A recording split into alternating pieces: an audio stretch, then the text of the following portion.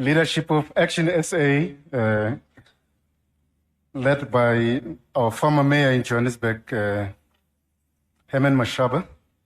We've been trying to organize a golf game with him, but he's been running away from me, so I don't know how to explain that. Thanks for the opportunity to speak to you this morning. Like politicians, academics welcome every opportunity to speak to anyone who's willing to talk, to listen. And it is my pleasure to actually be with you this morning. I've been asked to speak about fixing the country and what political parties can do. My view is that if you want to fix the country, you first need to have a good understanding of what problem we are trying to solve.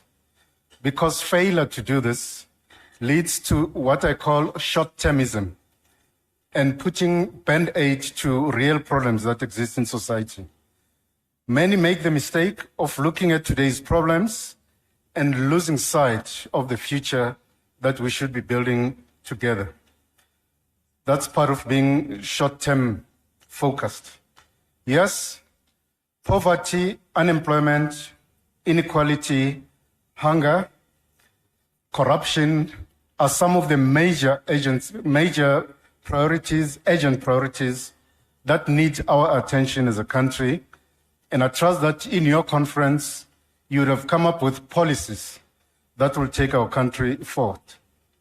Short-termism, in my view, leads to an idea that throwing money at problems will solve them. And it is my considered view that money doesn't solve our problem. Problem is that money must first be made before it is spent. And in our context, we all know that our economy is underperforming substantially. We're battling to grow beyond 1%. And money often runs out, especially if you don't plan properly. And in our case, money is running out of state coffers. A lot of factors contribute to this. Many of these include the lack of policies, sustainable policies, that could grow our economy. We're today living in the dark because of problems such as load shedding. A lot of these have to do with poor planning, but also the scourge of corruption that is facing our country. But I argue that many of the problems that our society faces are structural in nature and deeply rooted in the political economy of the country. And unless and until we address these structural injustices facing our nation, our problems will persist. Fundamentally, we need to break with our colonial past as a country, where a selected few control the economy and an even more selected few control and run our political structures. And both of these forces are not accountable to citizens. The relationship and common interest between those two forces have full control over our citizens and power to the exclusion of the majority. It is my view that we need to make sure that we strengthen structures of accountability so that those who run the economy can also make a contribution to growing our country and our economy, and those who run our government are also held accountable. In the short term, I believe that we need to fix governance by ensuring that our citizens come first.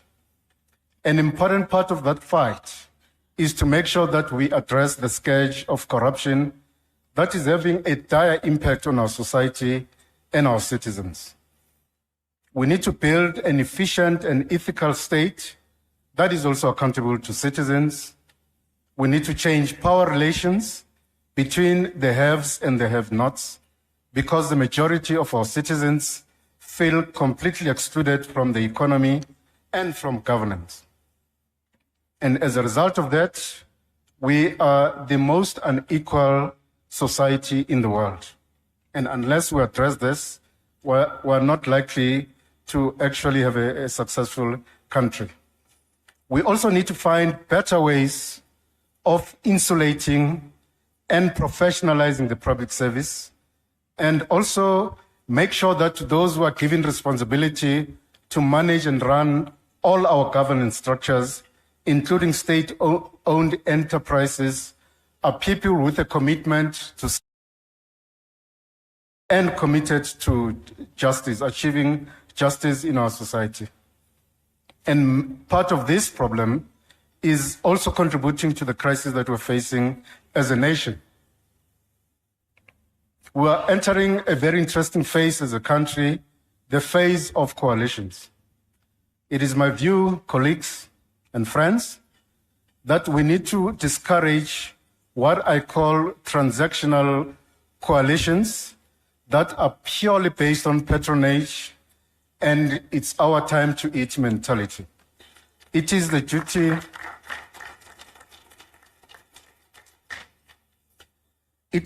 duty of all political parties who are going to be part of coalition governments to make sure that citizens come first and not leaders of the political parties. We need to make sure that as these coalition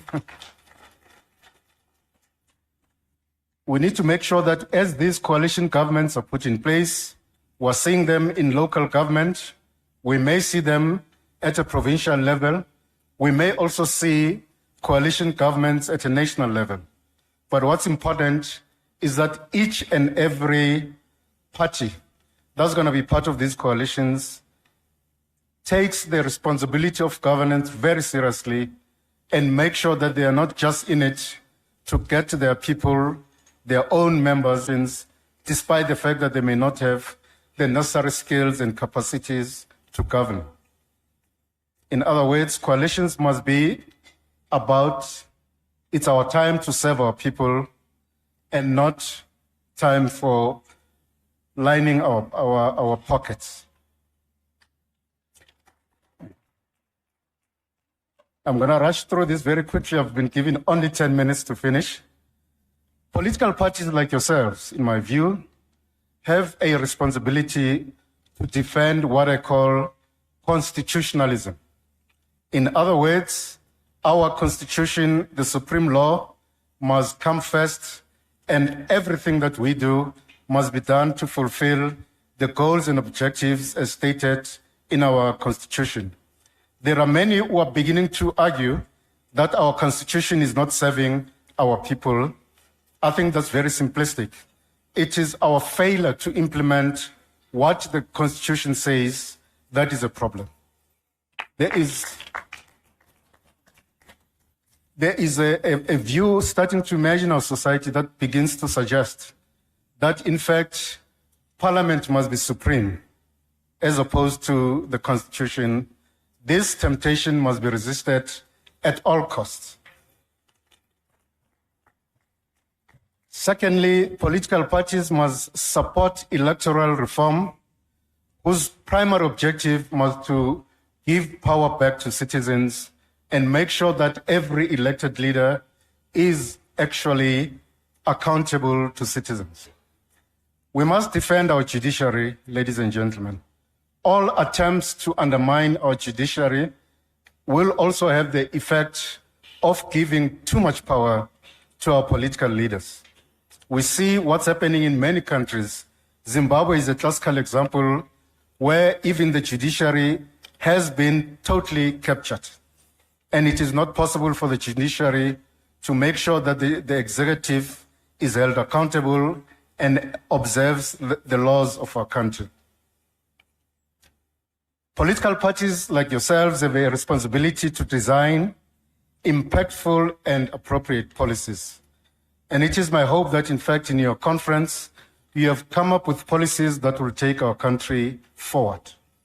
My criticism of all political parties, including yourselves, is that not enough money is spent, your own money, not the citizens' money. Very little money is spent on policy research, analysis, and design, as opposed to the amount of money that we spend producing T-shirts and posters. I think that it's important for us to begin to realize that if we want to really transform our society, we got to make sure that we spend enough time designing policies and implementation plans that will make it possible for us to transform and achieve our objectives as a nation. Policies can feed a nation because if you design good policies, you will be able to solve many of the socioeconomic problems facing our country. And it is my view that posters do not feed citizens, but sometimes do feed political leaders. I expected a clap on that. The next challenge you face as political parties is to make sure that you also professionalize your party and make sure that you run your party in a way that makes politics attractive to young people. This is because when there's so much corruption and so many things going wrong in society, and everything about governance is associated with corruption and wrongdoing, that has a tendency of discouraging young people from participating in politics. We need to go back and make politics sexy again so that young people can come in and bring skills. And you can do this by making sure that as you elect your leaders, you make sure that you choose the best among yourselves to become your leaders. Because at the end of the day, if all political parties don't elect the most talented of their members to be their leaders, then we're going to have many of our governance structures not able to perform the tasks that they're supposed to perform. I'm pleased that you've agreed to invite an academic such as myself, and I just learned that you also had somebody, a professor from the Vet School of Governance yesterday again, and the point is, don't fear intellectuals.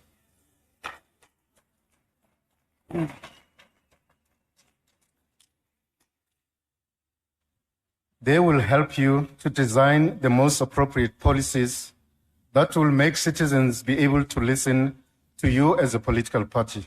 They are your best friend.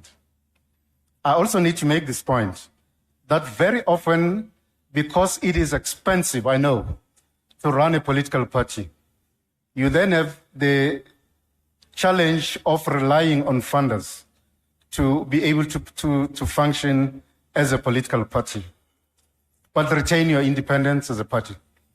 Because sometimes funders will say there's no free lunch. Yes, take their money, but retain your independence and ability to run your own parties.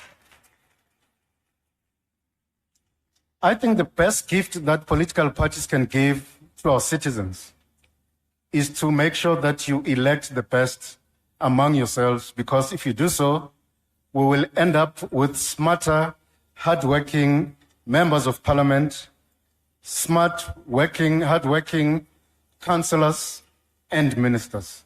So it is vital that as you choose your leaders, I know this is not your electoral conference, but in your future conferences, make sure that you elect ethical, honest, and hardworking leaders, because in doing that, our citizens benefit. I hope that your conference, your policy conference, has produced policies that will take our country forward, and I'm looking forward to reading the outcomes of this conference. I thank you very much for this opportunity.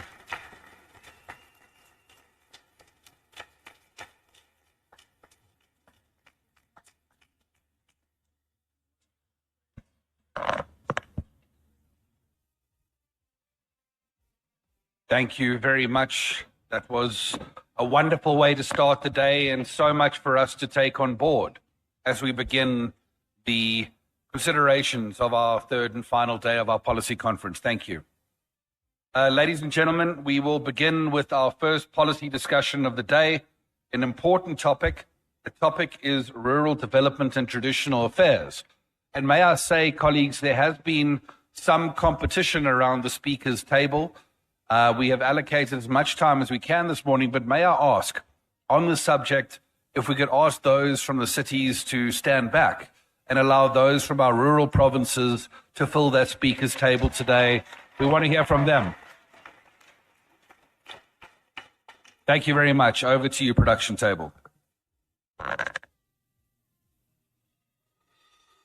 Rural communities are the heartland of our country and the backbone of our food supply, and yet they are too often left in the shadow of our cities, forgotten by our government. ActionSA is committed to ensuring that we conserve our heritage and traditions, and that the rural areas of our nation are not left behind, but are propelled into a future filled with opportunities and development. We have traveled the gravel roads and crossed the rolling hills to hear your concerns, from the lack of basic services to the complexities of traditional governance. We have listened. Your voices have illuminated the unique challenges that rural communities face, from the decay of local economies to the pressing need for social infrastructure like schools and clinics. Agriculturalists, governance experts, and traditional leaders have been part of our discussions. They have emphasized the importance of diversifying rural economies, improving governance, and respecting the role of traditional systems, all while aligning with constitutional principles. Today, we are unveiling policies that are deeply rooted in our national heritage and your lived experiences. These policies aim to revitalize our rural areas, from empowering emerging farmers to enhancing local governance and recognizing the value of our traditional leaders.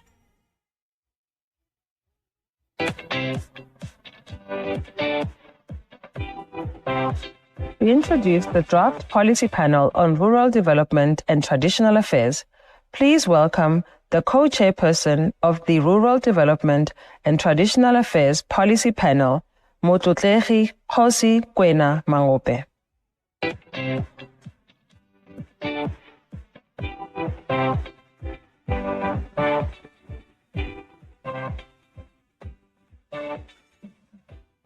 Ke a dumedisa ba gaetsho nte ke dumedise Tautona le Matautona Mashaba.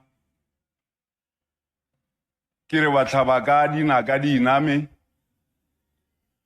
wa ngapa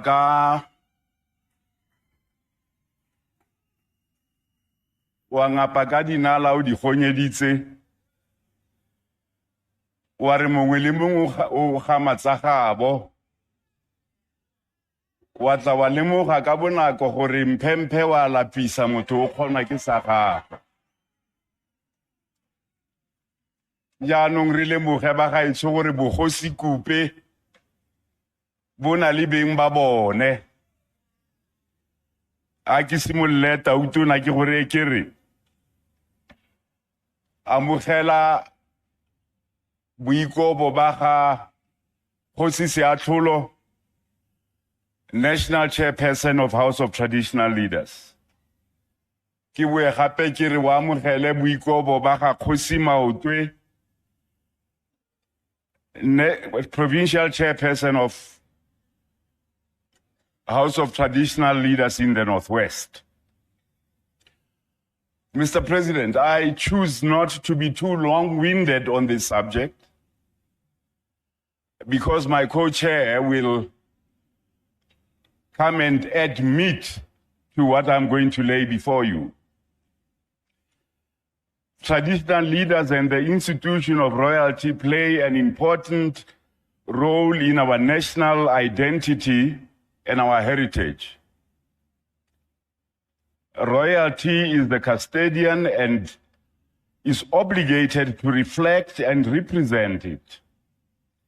We must ensure that our approach towards traditional leadership and royalty systems balances and respects the traditional systems with fundamental principles of our constitutional democracy. Section 212 of the Constitution states that national legislation may provide for a role for traditional leadership as an institution at local matters affecting local communities. Section 81 of Municipal Structure Act of 1998 compels traditional councils to take part in municipal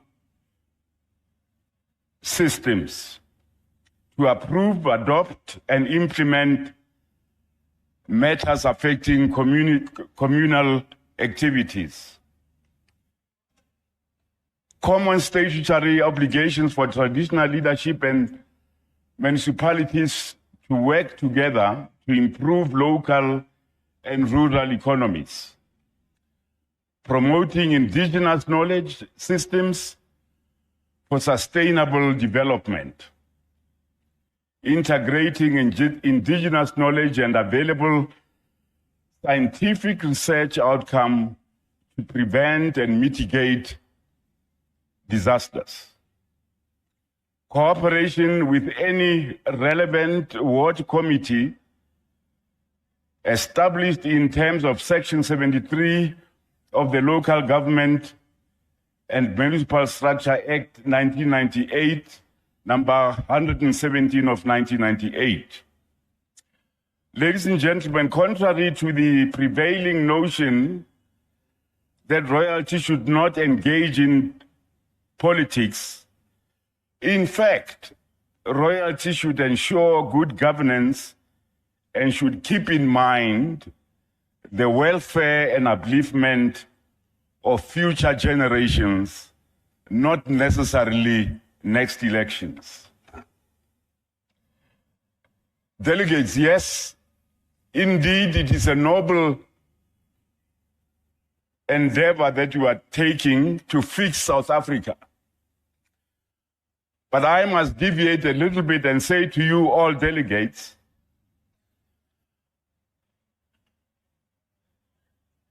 I want to insist that much as we fix South Africa and we are committed to do so, it is my responsibility and your responsibility to fix yourself first. We can never be able to fix South Africa lest we are fixed. Kwena is fixed, and you make sure that you are fixed. It's your responsibility to fix yourself, to be at peace with your environment, be at peace with yourself before you fix South Africa.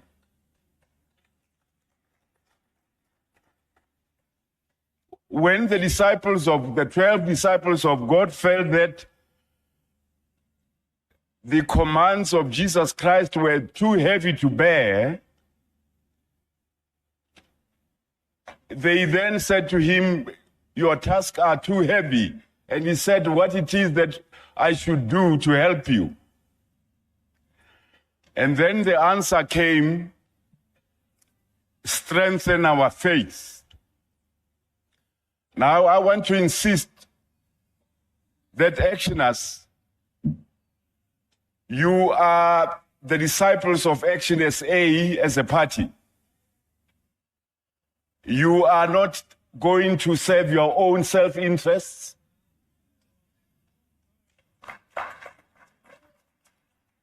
If I were to detect that there are self-interests, Tautona, o itse gore nna ke a go buela go morago. Those parties that undermine the institution of bogosi, ke rata ke le bolella lona makoko ao gore you are doing that at your own peril. Ke a leboga ba gaetso a re le tloga fa le tloge fa ka kagiso le kagisanyo. Ke lo rapella pholo ya mmele.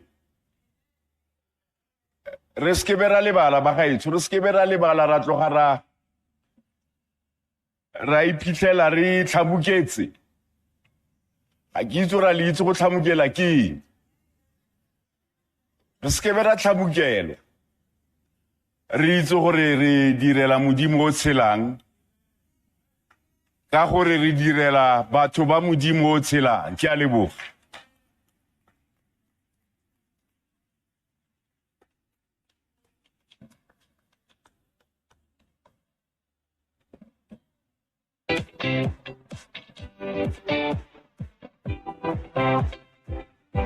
To elaborate on the draft policy on rural development and traditional affairs, please welcome the co-chairperson of the Rural Development and Traditional Affairs Policy Panel, Umpangazitha Zwagele Mwango.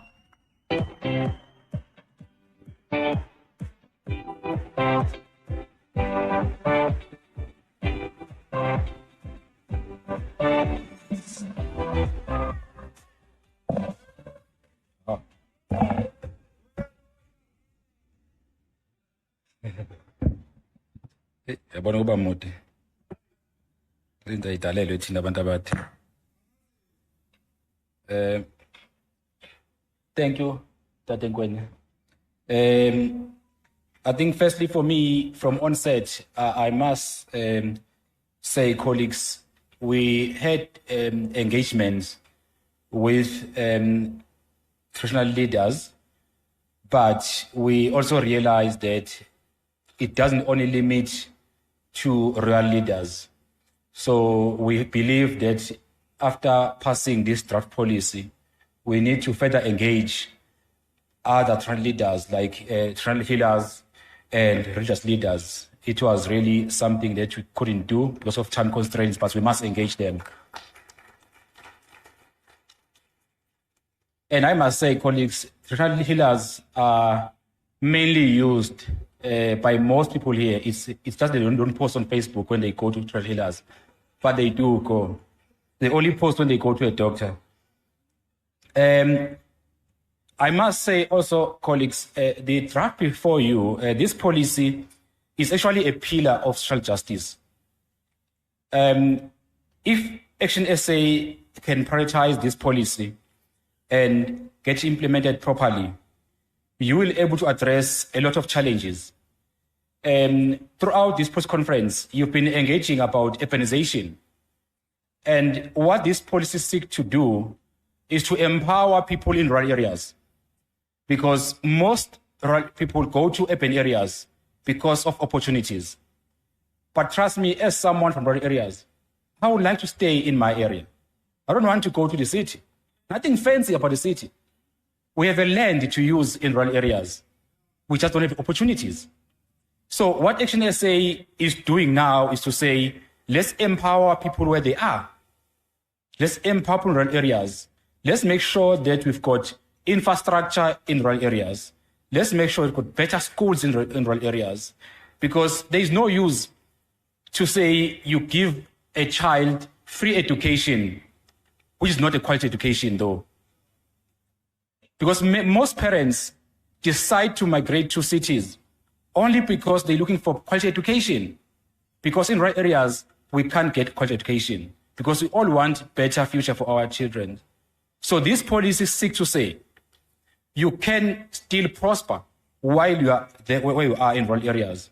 So we also believe, if implemented properly, if people get support to utilize land, there are small farmers in rural communities. They need support from government. And we are saying, ActionSA, I'm glad now we've got Opportunity Fund. And the issue about economic justice, trust me, the majority of black people that were sidelined by apartheid system from the mainstream economy come from rural areas. And if you empower them, you already empowered a majority of black people in this country.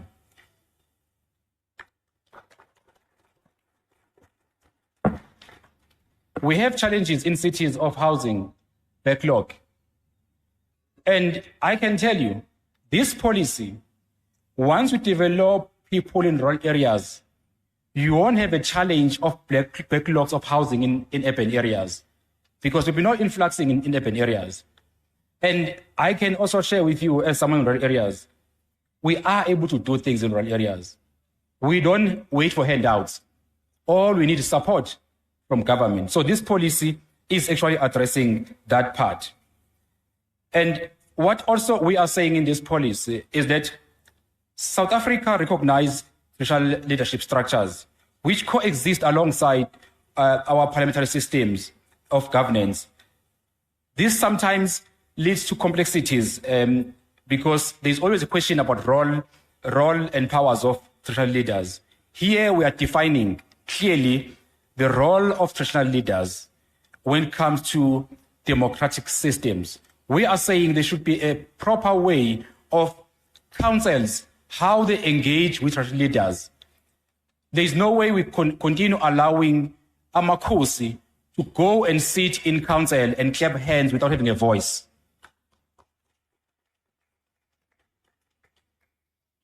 And we are saying Amakosi knew long ago how to manage land in rural areas.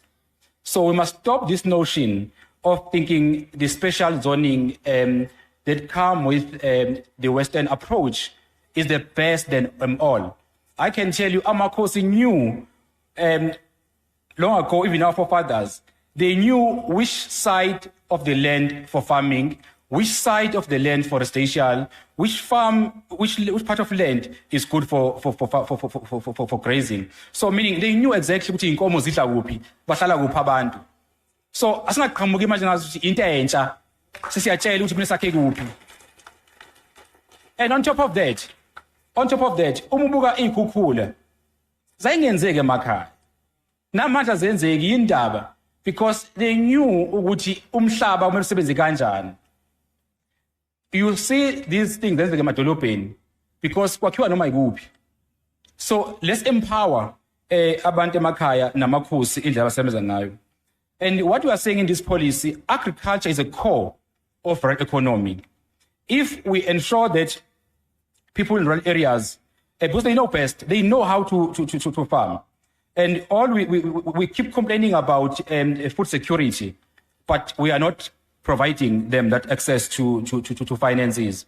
And also we are saying in this policy, let's find ways of financing people in rural areas. Because while we understand the notion of title deeds, but at the moment, there are challenges because different provinces have different ways of managing land. Like in Ngonyama Trust in KZN, it's a trust which do allow people to start businesses. But in other provinces, they don't have that. But also in other provinces, you have a minister of land deciding on who can use the land. But it's not the same in all provinces. So we are saying there was a call from other provinces to say they like the format of Ngonyama Trust. But what it does, it gives power back to Amakosi, who can decide over the land, not the minister. So what we are saying as well, the land is an important concern, and especially in rural communities. Our approach to land reform must ensure that more equitable process is input into place and more people can have access to land ownership. But also we must say what we mean by land ownership. We are saying banks today demand title deeds. We are saying ActionSA, when we get to power in this policy, we must be able to communicate with banks to allow the current ways of how Amakosi allocate land to its own people. And the banks must fit into that system. Why must be imposed that people must get title deed when we're in government if system is working in rural areas? For example, I can tell you, you can come with an approach of saying, you demand title deed for me to prove I own the land. But trust me, in rural areas, the way that's been used over years of a title deed is a grave of your forefathers. It's a grave. If you can able to say, this is a grave of my grandfather, that's your title deed. Why can't we get a system that aligns itself with our own traditions? Why must change our traditions to fit in a Western approach? This policy says, let's have. So, what we are saying as well, traditional leaders play an important role in our national identity and our heritage. We must ensure that our approach towards traditional leadership system balances the respect of tradition with the fundamental principles of our constitutional democracy.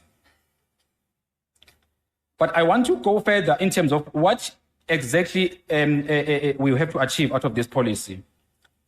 We need to enrich governance practices in rural municipalities to provide basic foundation of economic growth and opportunity. Increased access to quality services in rural communities is critical aspects of unlocking economic diversification. Improving the quality of life in rural areas. Review feasibility of introducing rural allowances for professional managers to attract skills and, in terms of public servants in rural municipalities. Because most of the cases, you'll find that those with skills are not prepared to work in rural areas because it's so difficult even to get access to water, electricity, infrastructure like roads. So we are saying we need to ensure that the environment in rural areas is conducive, even for professionals to go and work in areas. But at the meantime, we are saying, as ActionSA, we must give allowances to professionals and attract them to come and work in rural areas. What you're also saying, we must allocate sufficient resources towards investment in economic resources in rural areas, focusing on roads, energy, water, and sanitation. I can tell you, colleagues, if we can get this right, it means investors will be able to invest in rural areas. If we've got proper roads, we're able to provide our community with water and sanitation, because that's all basic needs they need. We need to ensure that sufficient access to fit-for-purpose social infrastructure, including clinics, schools, police stations, and courts. Invest in providing wireless internet connection for rural communities. Why someone must travel all the way from a rural area to a city to have a connection? We must make sure that this policy says we must make sure that people in rural areas have a connection like everyone else. We need to improve support of agricultural industry, emphasizing a balance between industry diversification, job creation, food security, and export promotion. And we are saying here, we must ensure that those who are in agriculture are able to be connected with the main industries, because there is no use to promote people to go back in farming when you can assist them with the market. So also there must be a way where ActionSA in government assists small farmers where they are able to trade what they are farming, because there is no use, honestly. They farm, but they don't eat. So what we are saying also, we need to prioritize successful and effective implementation of existing programs aimed at rural land reform and ensure the rights of beneficiaries. We are saying partner land reform projects with extensive farmers in terms of support, providing financing and technical assistance and market access. Create legal certainty surrounding the interpretation of land rights under customary law, not Western law. We have customary law. Get it to work. Don't force customary laws to be changed to fit in other laws. So what we are saying as well as intervention, implement actual internships, mentorships that build commercial farming skills amongst emerging farmers. They are emerging farmers. They all need support. Promote development of linkages between rural areas and economic centers. Connect rural areas and major cities. Don't force people to move from rural areas to major cities. Connect them. That's what we are saying in this policy. So we are saying improve access to finance and credit in rural areas by partnering with private sector financing institutions to provide fit-for-purpose financing. So it is possible to finance people in rural areas. Include traditional and rural leaders in relevant governance processes. That when I spoke about this, there is a need to ensure that there is a clear working relationship between those in government and traditional leaders. We are saying they must be empowered to go all out to engage with potential investors. It can't be left with politicians to only engage with possible investors. Traditional leaders knows the needs of their communities. We are saying in this policy, empower them to do that. We are saying, in closing, we can really deal with the issue of food security if we are able to implement this policy. The challenges also we saw in our discussion was that there's a migration trend that concentrates resources in urban areas where even the funding model is not really helping rural municipalities. We are saying in this policy, we need to review the funding model because currently the funding model look at the population in cities and those voting in cities and ignore the fact that those who move themselves from rural areas to urban areas is because they look for opportunities. Then the budget end up injected mainly in urban areas, in major cities, in metros, and rural areas don't get enough funding. I can tell you, for example, if you look at small municipalities, you will find that their entire budget is a budget of parks and recreation in eThekwini. Just a portion of a department is expected to fund the entire municipality. How you expect this municipality to progress and able to support communities if you don't have enough resources? So we are saying ActionSA government must ensure that the formula is changed where more money is injected in rural areas so it can develop people in rural areas. We also say there should be sufficient oversight mechanism in terms of ensuring that rural municipalities are not collapsing. Hence, we are saying there must be a clear role of traditional leaders to play oversight as well to politicians in government. But as well, we are saying we also need to define the role of traditional leaders in communities because they are also getting paid by taxpayers. They must also be accountable to the public. So we are saying there must be a clear definition of their role. It mustn't be ambiguous because at the moment, some don't understand what Induna yenzani Induna, angikusho yenzani Induna. But some of us who stay in rural areas, we know what Induna is basically councillor Western Card. We know that, but it's not written down. So we are saying in this policy, we must clear in terms of the role of Amakosi and also develop Abantu Basemakaya. So with that, we hope that we'll have a fruitful discussion and a debate on this policy. And also I must say we were excited because there were views from different communities, there were views from those who stay in rural areas, who live the experience, who understand what it means to live in rural areas, but also those who are outside who had their views, and we appreciate your inputs. Thank you.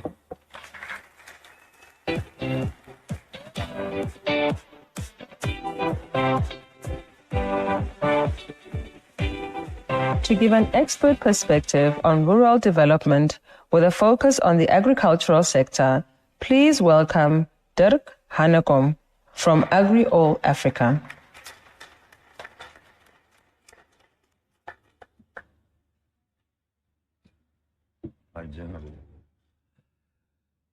Good morning, everybody.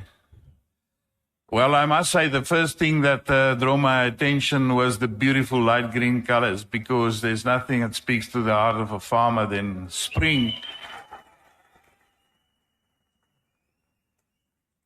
And that it's a sign of growth. So for me to be here today with an almost impossible task is to address what I think is snippets or teasers, I've called them, of things that needs to be considered by means of the little bit of experience that we've built up in Agri All Africa. But firstly, to the chairman and the leader of of ActionSA and the executive, all the traditional leadership, all the Khozis, and if I look here at the back, it's wonderful to see one of my colleagues that we shared a military background before, and all you as Congress participants with such a positive attitude. It's really a privilege to be here. Thank you very much. So, in giving a 9-minute opening up of what my experience was in action in agriculture, I was asked to portray the relationships with Africa and highlight it, because if I address the total agricultural sphere, it's going to be extremely difficult. So if you see that picture, you will see on the left-hand top corner, Agri-All Africa. Now, Agri-All Africa was born out of organized agriculture, and it's important when we discuss policy and the policy environment, and especially policy advocacy, to realize in the space of agriculture it's extremely important that government on all levels, the state machinery and the private sector needs to work hard hand in hand. The information that we act upon is extremely important to be accurate. That must be focused on economic and agricultural growth.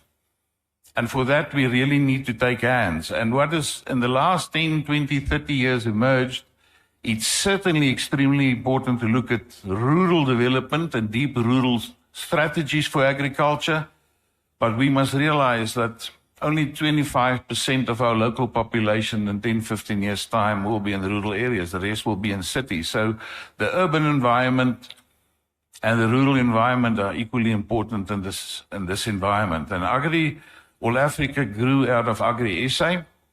Now, ActionSA, NAFO, AFASA, TAU are all organized agricultural structures. And you must please realize that organized agriculture's policy advocacy platforms that inform government of certain things in the agricultural sector that needs to be addressed, that we can work hand in hand. So it's extremely important to recognize that as people in government shoes, that there's something that really influences everybody. And one of the things I think is while we sit at the moment in South Africa with a little bit of a divide and rule approach in terms of organized agricultural influences, it's much more important to actually get initiatives like the Agri-Sector Unity Forum, where people with farming at mind really speak out of one mouth and push politics a little bit back and focus on successful primary agriculture. Because if we don't open up the agricultural value chain with successful farmers on the ground, we cannot do anything else in the rest of the value chain.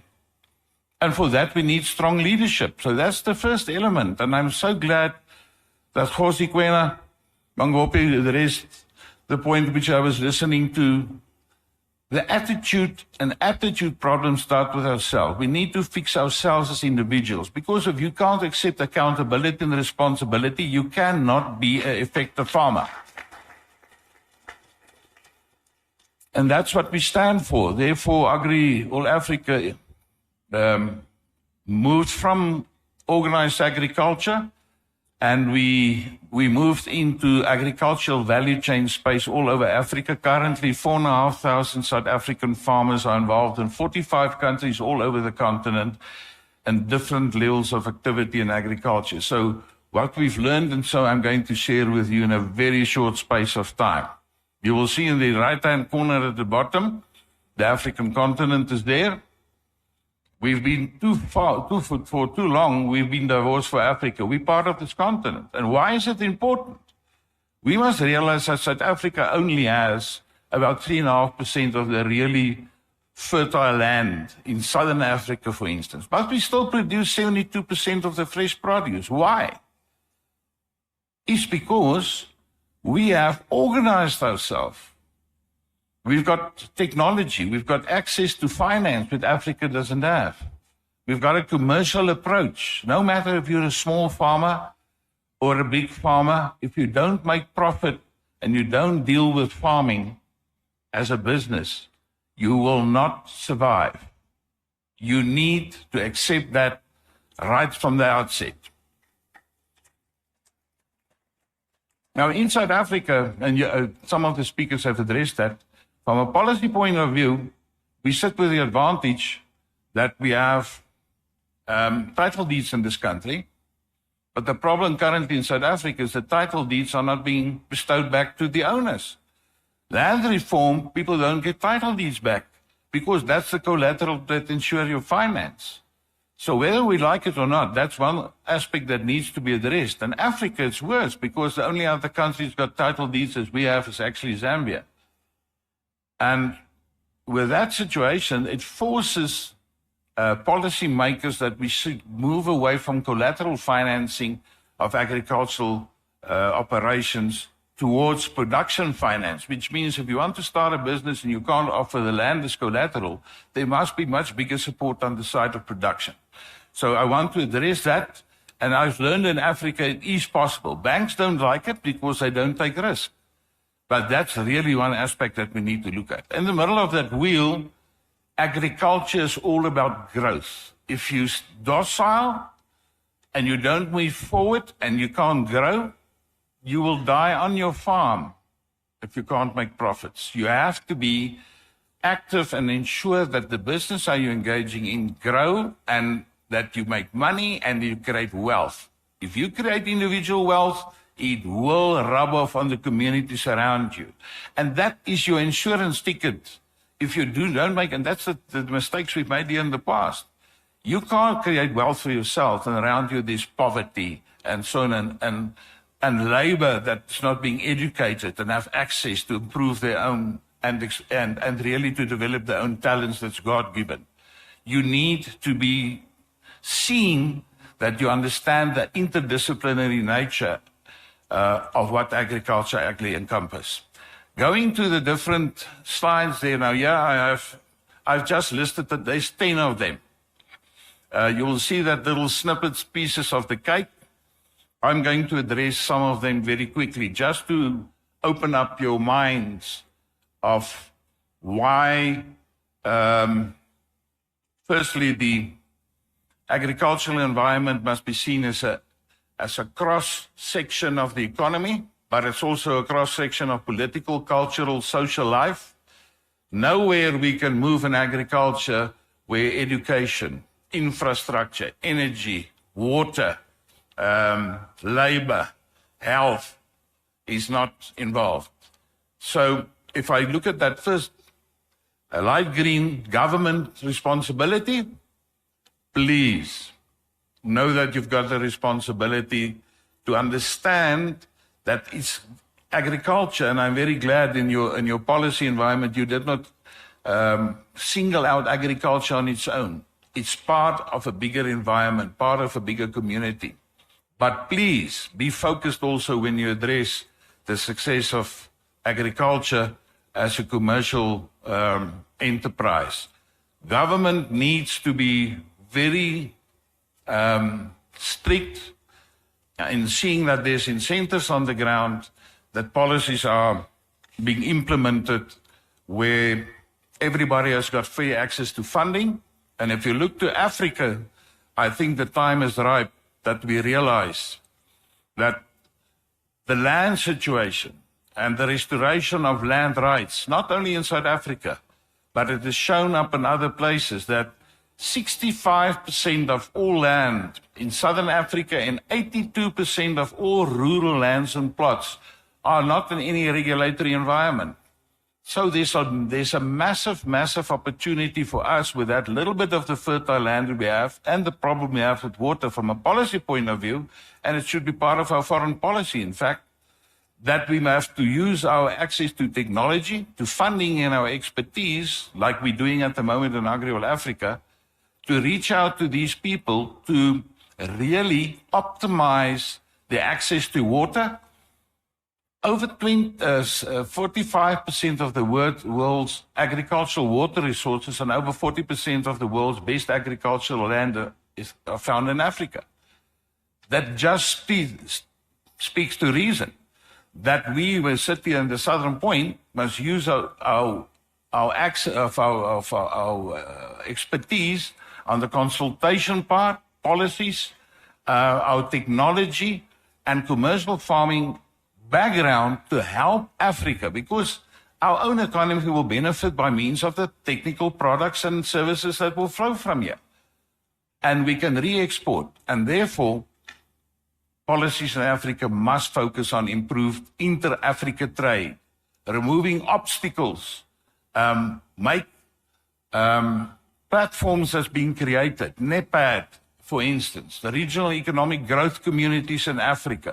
We can play a leading role in that to ensure that the obstacles are removed. And with that, governments must do the constitutional thing by creating the environment where, and you will see this mentioned there, a number where the opportunities and challenges lie in the area of infrastructure improvement, that's telecommunication, roads, rail, ports, airports, all of that, water and energy, extremely important.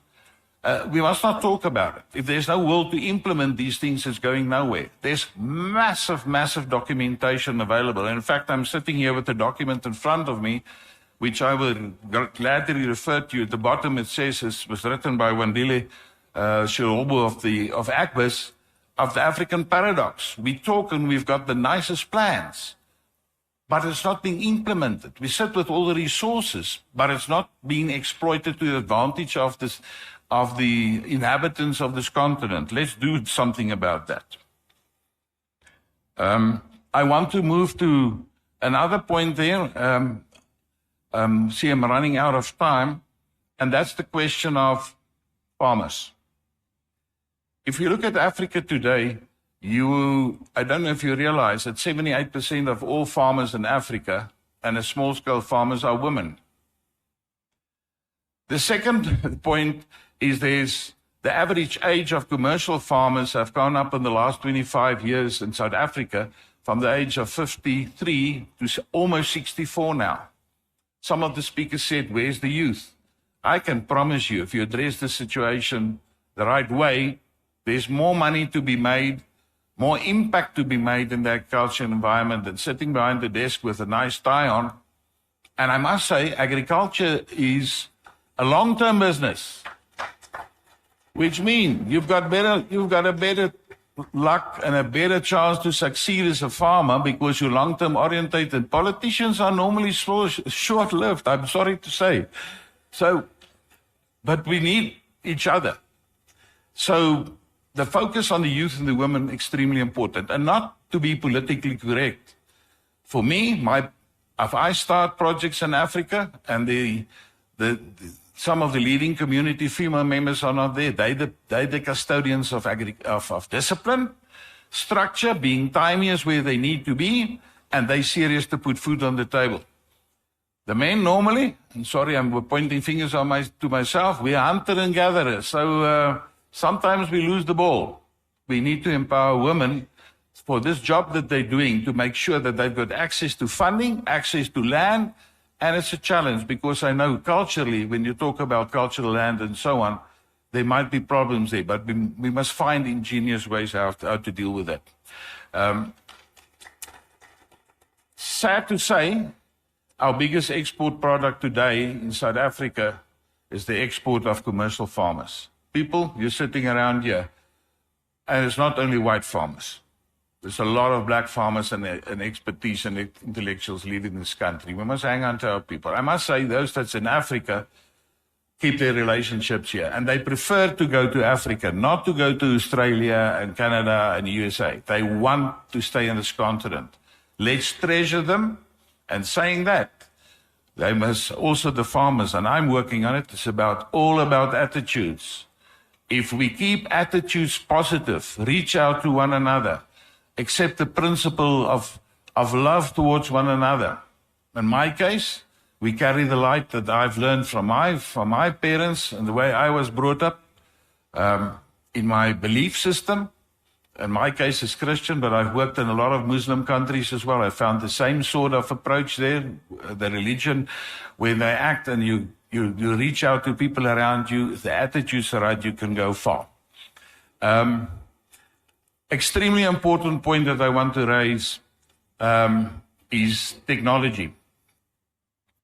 All of us can educate ourselves today by using our cell phones. There's extremely efficient training programs, certification, graduate programs there to do recognition of diseases, how to farm. It's almost with the knowledge available is almost overbearing. But the technology on the ground means we do not need to use the pick and the hoe and the wheelbarrow anymore. There's a place for it to teach you, but really embrace the technological environment. And from a policy point of view, we need to enhance our interest and the knowledge about this environment. I can keep you busy hours and hours on end with this. To be food secure, and I think I'm going to stop there now because otherwise I'm going to steal some of the time of the speakers. Think about it. Food secure, in essence, is not to have enough food available. We know in this world that in South Africa we have enough food. The trouble lies with the logistics, how to get the food reserves and food piles to the people and the poorest that need it most at a cost-effective way, and to make sure that the price that the farmer gets, that the farmer becomes a price maker again, and not being run by a lot of retail stores that forces them to accept the price where you can't make your business cycle work anymore. If you don't have a profit in your next financial cycle, you're going to stop farming. So, I think it's an extremely important point, and food secure for me, by definition, is the ability to create wealth by using agricultural means to have enough money, actually, to buy or to produce the nutrients that your body needs. If you're in an area like in the Sahara or a country like Japan, they simply don't have land to farm, but they use their technological skills, industrial skills, to buy and beneficiate certain products, and from that they live. Certain other countries live in desert areas. They use the gas and the oil they have to be food secure. They buy it. And when you open up that relations, new opportunities arise from logistics, traveling, insurance, implements, packaging, laboratory work, scientific work. We must look at value chain, value chain, value chain. There's such massive opportunities that lie there. To conclude, I'm very excited to the way you've categorized your policy approach. I could just highlight a few items. I'll be gladly engaging, I think, in the hard work that comes now. Because in essence, a policy is as good as the way successfully implemented. And for that, you need to be extremely strict on your monitoring and evaluation processes of where you're going with your policies. Good luck with the rest of the conference. Thank you to have been part of it.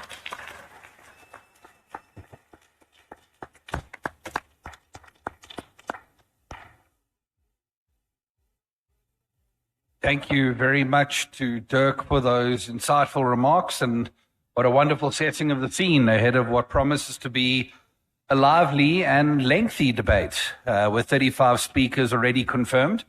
We are going to have a good discussion, but what excites me is I see these speakers are from the provinces we need to hear from in this debate, so I very much look forward to that. We begin, however, with our amendments, the first of which is to be moved by Bongani Mabizela, and there are two amendments, so he will have a double time allocation in order to deal with that.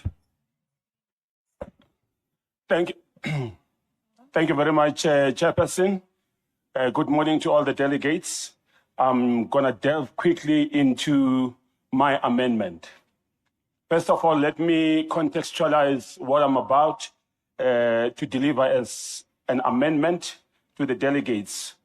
Most of our South Africans, in particular Black South Africans, come from rural areas which are under traditional leadership.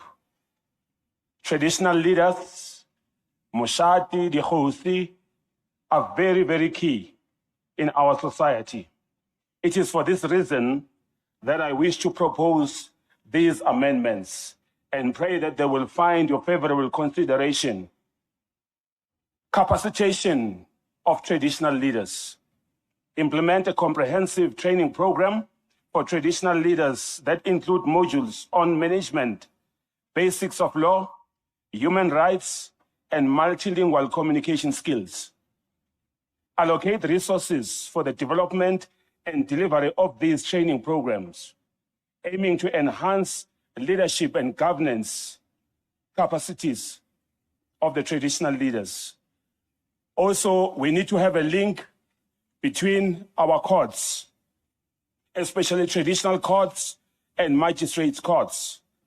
Establish a formalized link between these two courts to ensure alignment in legal proceedings and judgments. Lastly, implement protocols for the seamless transfer of cases and information between the two types of courts, aiming to improve the efficiency and fairness of the judicial system. I thank you, Chair.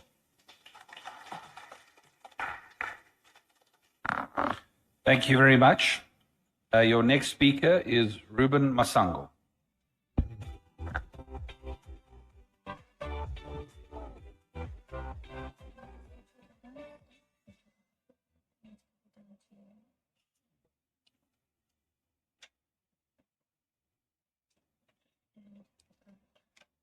Thank you, Chair, and good morning, delegates.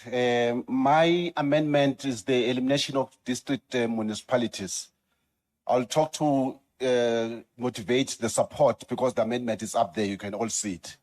The definition of the district municipality, it's defined as category C, and also a municipality that does execute certain work that is done by local municipality. So it doesn't make sense why we have duplication of these activities. And if we can do more for local municipalities, we can have the best benefit. You look at municipalities like in my home area, Mpumalanga, you've got Enhlanzeni that sits in Bombela. You know, you've got Nkomazi municipality that's far away from the seat of this particular district municipality. So if we empower this local municipality, you are able to get more work done, and we are able to improve the efficiency of the work delivered. Here in Gauteng, we've got Mfulian municipalities that we're struggling with, and now we are working towards dissolving this municipality. And Sedibeng, which is the district municipality, can't intervene. We have to go to the province to intervene. So why do we have these district municipalities? They are just there to suck out money and not properly deliver. It's like what we've discussed as I close, it's like what we are talking about where you have these deputy ministers and ministers. So the district municipality is like a deputy minister that doesn't deliver. So we need to change the situation. Thank you, the delegates. Thank you. That's got to be the quote of the day so far. A district municipality is like a deputy minister. Yeah. The next speaker, Councillor Kolofelo Morodi. I greet you in the name of social justice and political will. I greet you in the name of the warrior king, Sukukune, whose village has 30 mines currently that are operational, but the people in that village don't have water.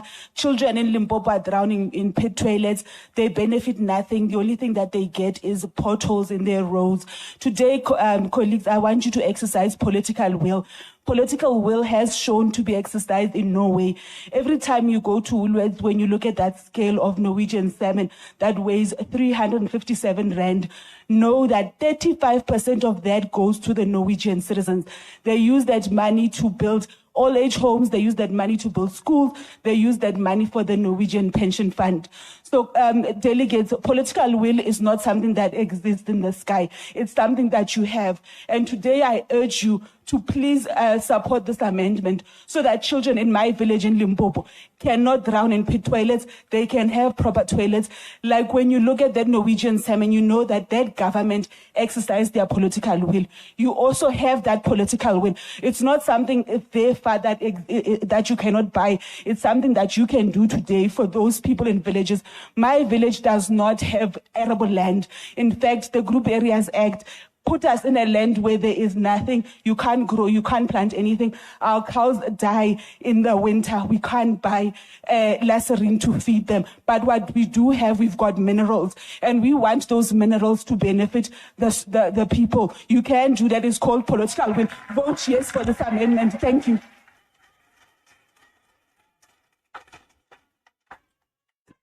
Thank you. Your next speaker is Modise Mabeko from the Northwest. Thank you very much, Chairperson. Colleagues, greetings to our incoming Premier of Bokoni Buphirima, Hosikweda Mangope, Madume Khosi. Only 4 points of submission to our policy. Farmers in rural areas must build better relationships with farm workers in view to develop them to become small-scale farmers who in future will produce own food in agricultural sector. ActionSA should encourage these small developing farmers by supplying them with seedling. This will encourage relationship between farm workers and the employer by defeating crime in farming industries. Migration of rural communities to urban areas will be reduced by empowerment of farm workers through provision of seedling and other methods. ActionSA must work together with traditional leaders in order to understand traditional council. This will enable the traditional leader to educate their communities. I thank you, Chair. Thank you very much. The next speaker is Tolofelo Morare. Yes. Okay. Greetings, Khosi Mangope and Khosi Masibi. My amendment is that ActionSA, when we take over next year, should at least consider to building agricultural colleges for training and skills development. I thank you. Thank you very much. Next up, Elijah Zondi, KZN, speaking in Zulu. Ngiyanibingelela nonke ma-delegates. Ngize lapha ukuzomukela i-amendment kaDokotela uBongani Mabizela ngokubaluleka kakhulu ukuthi kufundiswe amakhosi, kufundiswe nje nemiphakathi yonkana yakithi kwaZulu. Futhi okwesibili kufundiswe abelaphi bendabuko ngoba ngingomunye wabelaphi bendabuko obekhona iminyaka engama-30 manje. Siyafisa kakhulu ukuthi sithuthukiswe, sifundiswe, sibe ngabantu futhi abaziswayo nababukelekile emphakathini wakithi eNingizimu Afrika. Ngiyabonga. Thank you very much. Next up, Margaret Sitao from the Northwest.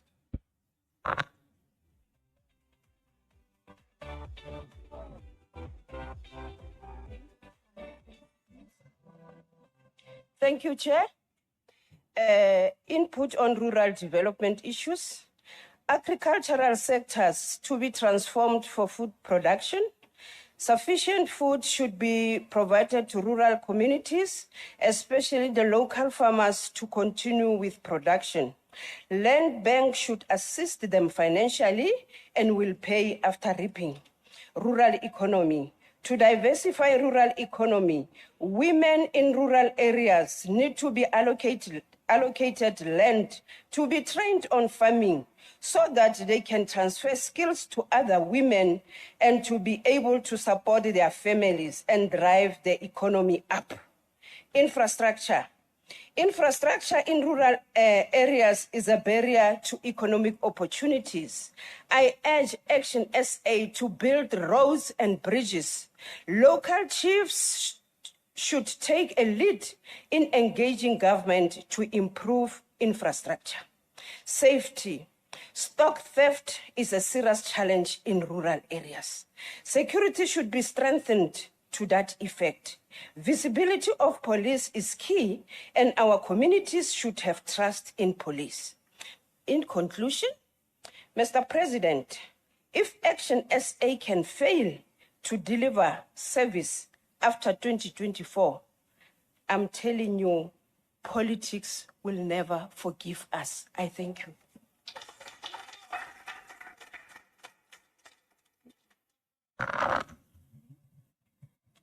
Thank you very much. Motsamai Mutwana. Thank you very much, and greetings to all the ambassadors. Chapter 12 of the Constitution obliterates the roles, powers, and functions of royal leaders and are ambiguous in the Traditional and Quaison Act, which was invalidated by the Constitutional Court in May 2023. The current constitutional provisions have relegated royal authority to a lesser political status and role. The ownership of communal land has not been restored to its rightful owners.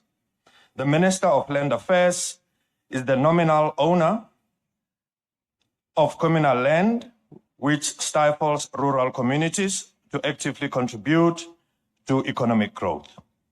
Provincial and local houses of traditional leaders are dysfunctional because they are insufficiently funded. The infrastructure, technology, and human resources required to sufficiently run traditional councils are lacking.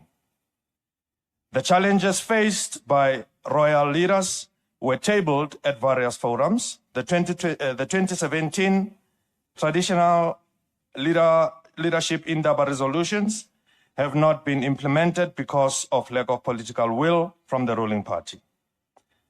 ActionSA, as the government in waiting, must be ready to address the plight faced by royal leaders and reverse the empty promises that rural communities have been subjected to. Thank you.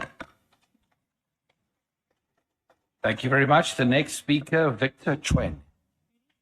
Yes. Good morning, everyone. I cannot emphasize more on water scarcity in Limpopo. I think even our president knows that when you ever get to any village in Limpopo, the only cry is about water.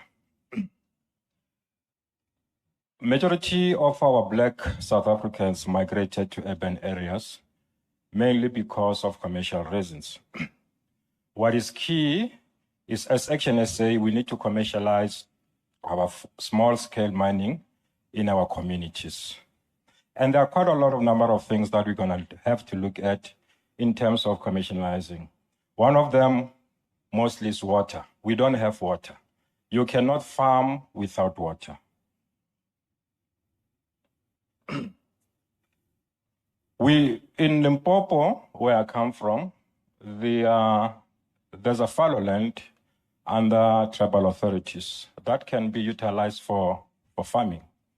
What is key is we need to have a framework to have access to that land. I'm happy I've seen most of our traditional authorities here.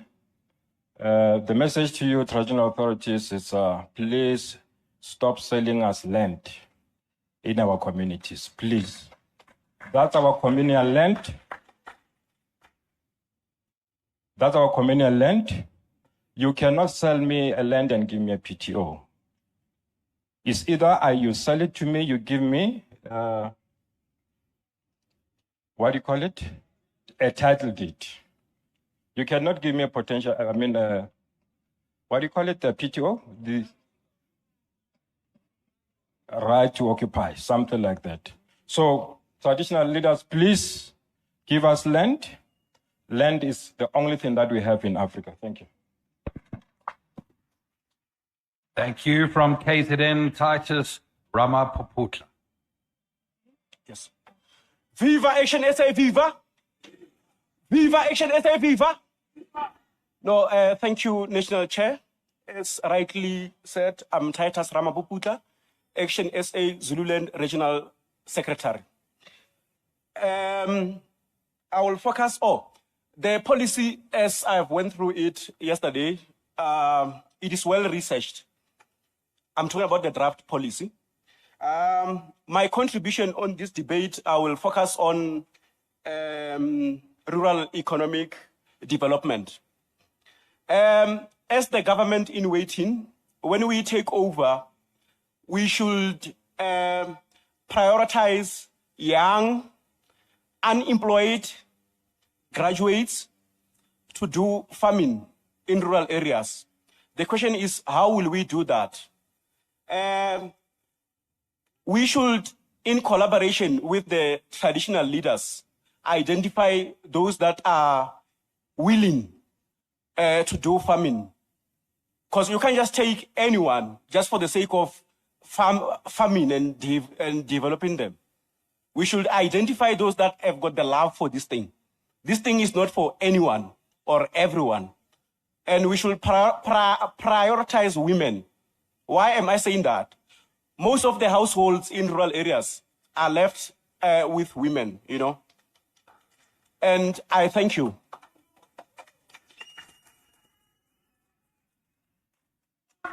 Thank you. Next from Mpumalanga, Temba Mguni, who will be speaking in Ndebele.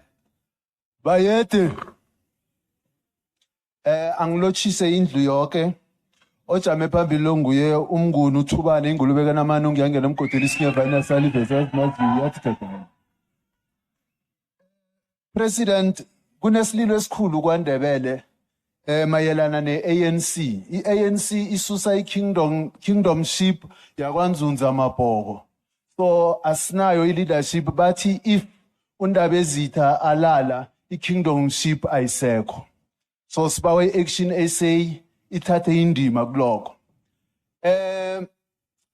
Ngeminyaka yami edlula ku20 ngisupervisor ama-initiation schools eMpumalanga. Ngibonile ukucakatheka kwe-initiation school ngoba sifundisa abantwana babesana ukuthi babe bobaba. Nabo baba ababobaba eMpumalanga. Njengami isandla lesi zange sibethe umuntu wengubo ngepama. 15. Sifundisa abantwana babesana isimilo. So sidinga i-support ebuya ku-government, i-training and certification. Ngebanga lokuthi ngaphandle kwesimilo angeke kwaba nalitho eSouth Africa. Sibona abalunga weparlamente umuntu nakaya entombini akhe ugqoka isuit ye 25,000 kodwa nakaya eparlamente ugqoka ama-overall wokukhenika. Akuna smilo, akuna traditional education. You can be academic, you can have a doctorate, but maungana traditional education, we are nothing, we are a half man. So sinabo baba basolva inkinga zabo ngokwata bayahluthuleka benza noma yini abakwazi ukukhuluma esichabeni. It is because abakenzi isiko. So isiko licakathekile. Culture, it's a personal identity in the world. Thank you.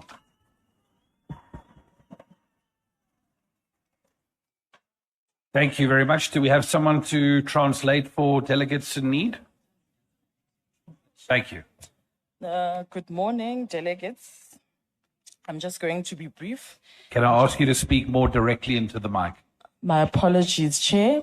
Is that fine now? It is. Thank you. All right.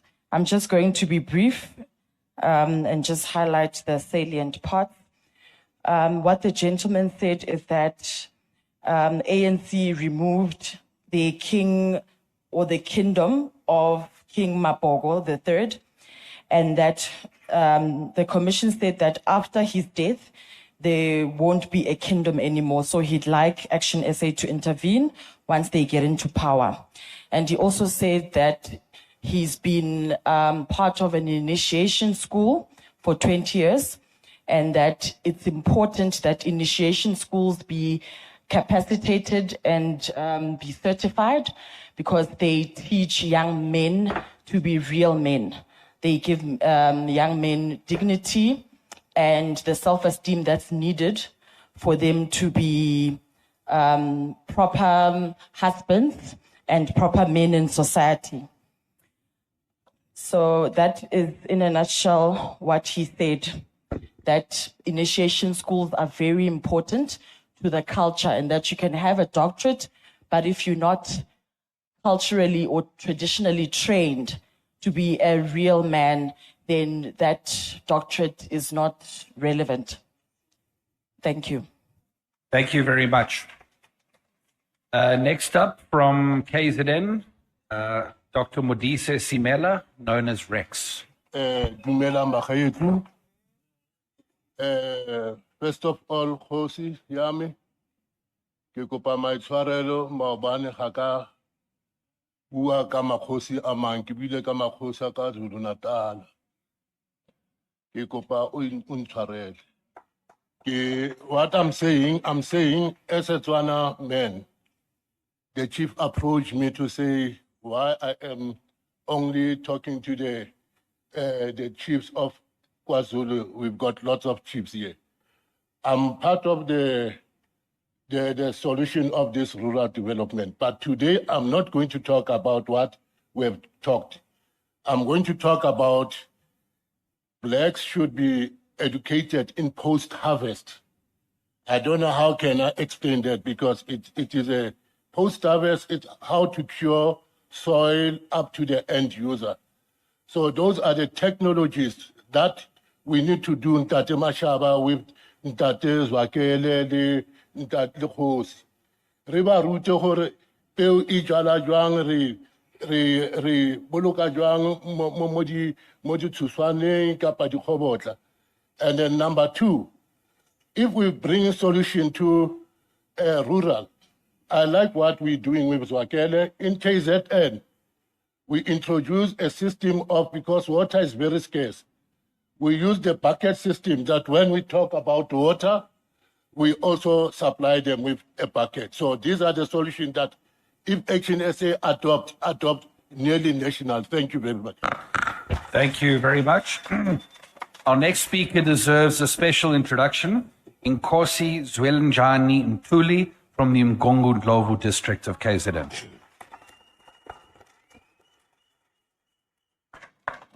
Chairperson, your Senate, all protocol is observed.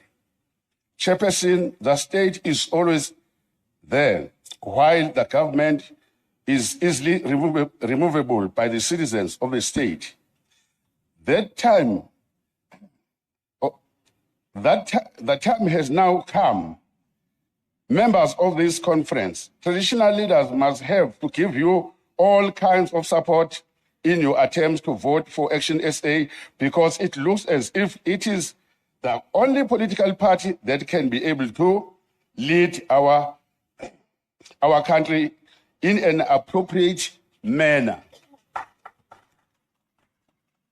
Why I say so? Firstly, under the so-called rural development in our areas of jurisdiction, there is nothing happening. Secondly, our constitution of the country is silent regarding the roles and functions of Amakosi in chapter 12 of the constitution. That is why we are here to support ActionSA in order to restructuring many mistakes committed by the ruling party. I thank you. Thank you very much. Next up from the Eastern Cape, Tandile Tongana. Thank you, Chairperson. I support the policy. I just want to highlight a few areas in rural development. In old days, people were planting their lands and doing animal farming to sustain themselves. Nowadays, people are leaving rural areas to go to urban areas to look for jobs. The government needs to create the environment and capacitate people in small-scale farming so that they can play meaningful role in rural economy. Lastly, traditional leaders, not councillors, should be at the forefront in any economic development in the rural areas for buy-in and security. I thank you.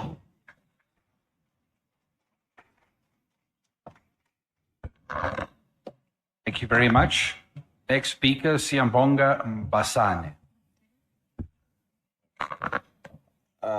rural development is a very sensitive issue for me.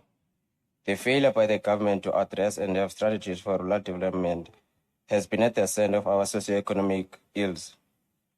Most of you here are migrants in Joburg. The failure to focus on rural development is the reason why you see the migration of people from the Eastern Cape to the big cities. Some of them leave the rural areas to seek for greener pastures only to find themselves subjected to living conditions worse than the rural areas. This results in the scramble for limited resources in the city's survival mode and creates a conducive environment for crime.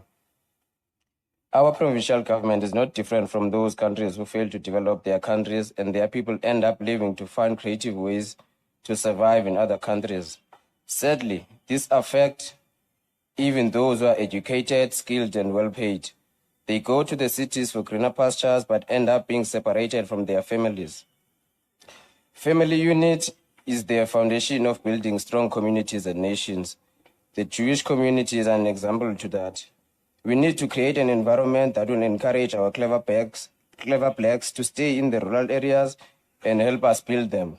Until we address rural development, the fight to end socioeconomic issues will remain futile. Fortunately for us, we have a competent leader who understands the issues in Athol Trollip.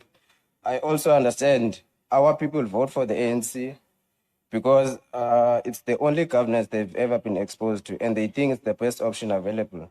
This is why I urge my fellow colleagues in the EC to put more work on the ground. I believe in you, and come next year, our chairperson will be our premier. It's achievable. Thank you. Thank you very much. Up next, Matsobane Masenya from Limpopo. Thank you, Chairperson. Please borrow me only 1 minute to say this. Aye, arekwana moye Limpopo. Arekwana ridira metlolo, arekwana moye.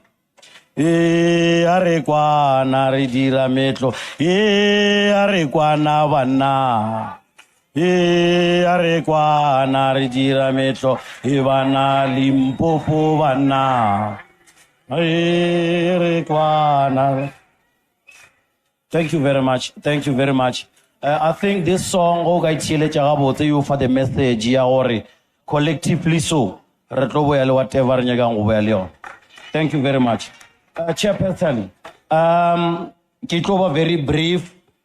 Mo issue ya Maoshi Arena lead mines. At Limpopo, we have a lot of mines that side. And then unfortunately, they are using our traditional leaders to abuse us. So I just want to be straight. So I'm one of the traditional leaders. I'm in Duna, where I come from. So I'm talking from the experience. So what I'm trying to say today, Kore, Maoshi Arena, I'm happy today because you are part of ActionSA, and then you are active in this movement or in this organization. But please try to, Amen.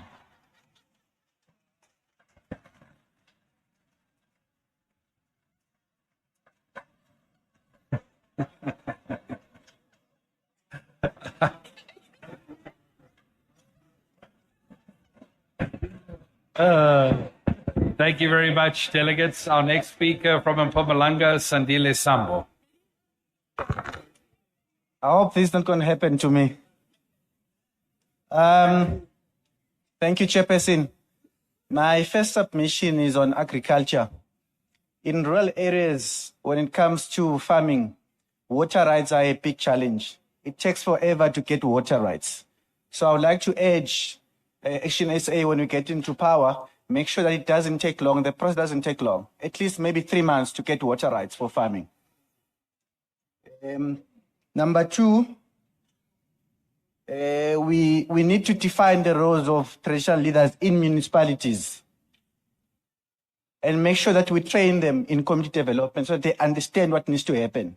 I know there's an experience, there's a background, but at the same time, we need to incorporate our traditional leaders with the municipalities so they understand exactly what they need to do. Then the third one would be title deed and RTOs. I support the issue of RTOs, but at some point it becomes a challenge because I've seen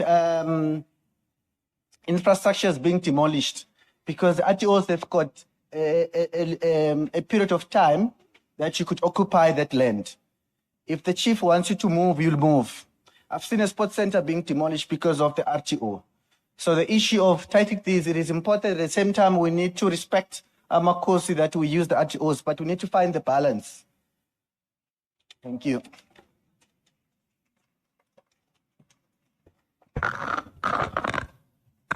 Thank you. Next up from Mpumalanga, Dr. Ezra. Thank you very much. Distinguished guests, ambassadors, indeed Ezra Matumbu from Bushbuck Ridge in Mpumalanga. Rural development and traditional affairs. This subject, Chair, is close to my heart for two reasons. Number one, I was privileged in my life to have served in the traditional authority for 11 years as a traditional secretary. In Jongilanga Tribal Authority, Kosa is the name of the chief. I served as a secretary for 11 years with 15 villages that we had to take care of with the 15 indunas. We built 15 schools, a post office, 5 clinics in that area alone in 11 years. So my point here, I'm here to confirm that traditional authorities were there, they are here, and they will be there even in the future. Let us take care and honor them and respect them. I am the product of Jongilanga Tribal Authority in Bushbuck Ridge in a deep rural area. Number two, not all deputy ministers of yesterday were lazy. It's only deputy ministers of today that might be lazy. I want to correct you. I became a deputy minister for rural development in the former Gazankulu government, appointed by Chief Professor Hudson Tangwese, and I was given 284 villages to look after. We had no money, only 4 million in 1989 until 1994. So we used 1:4 ratio. A village brings 1 rand, we brought 4 rand. 1,000, 4,000. Kuvutswa ezivutsayo. Mpempe wanapisha. Muthu khona kitsakhakhe. Give somebody a fish, but teach someone how to catch a fish. As a deputy minister, I used to work with 400 villages in our area. So I was not a lazy deputy minister. So if President Mashaba is going to appoint me as a deputy minister, I'm going to work. And today, the country is saying enough is enough. With this light, the robot is green for ActionSA to go to parliament.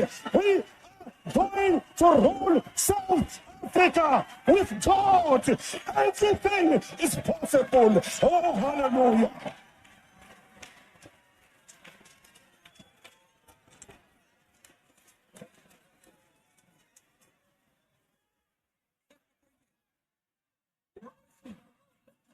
Okay.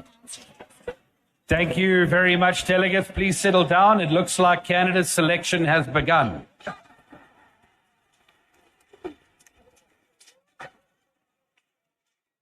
Delegates, please give our next speaker your attention. Begani Mtambo from KZN. Thank you, Chair. The latest technology crucial developing the rural communities. I would like to propose and encourage the ActionSA to be swift in the implementation technology for farming communities to avoid a cap multiple challenge they are facing. The livestock trackers can be used to cap a livestock theft to assist the organization like ISCAPE, who are acting as a security as a security for our livestock at the moment. The modern irrigation can be employed to eliminate and labor in irrigation. On the issue of in Ngonyama Trust, I propose that there must be an awareness campaign to inform the beneficiaries of those pieces of land how to access it. I thank you.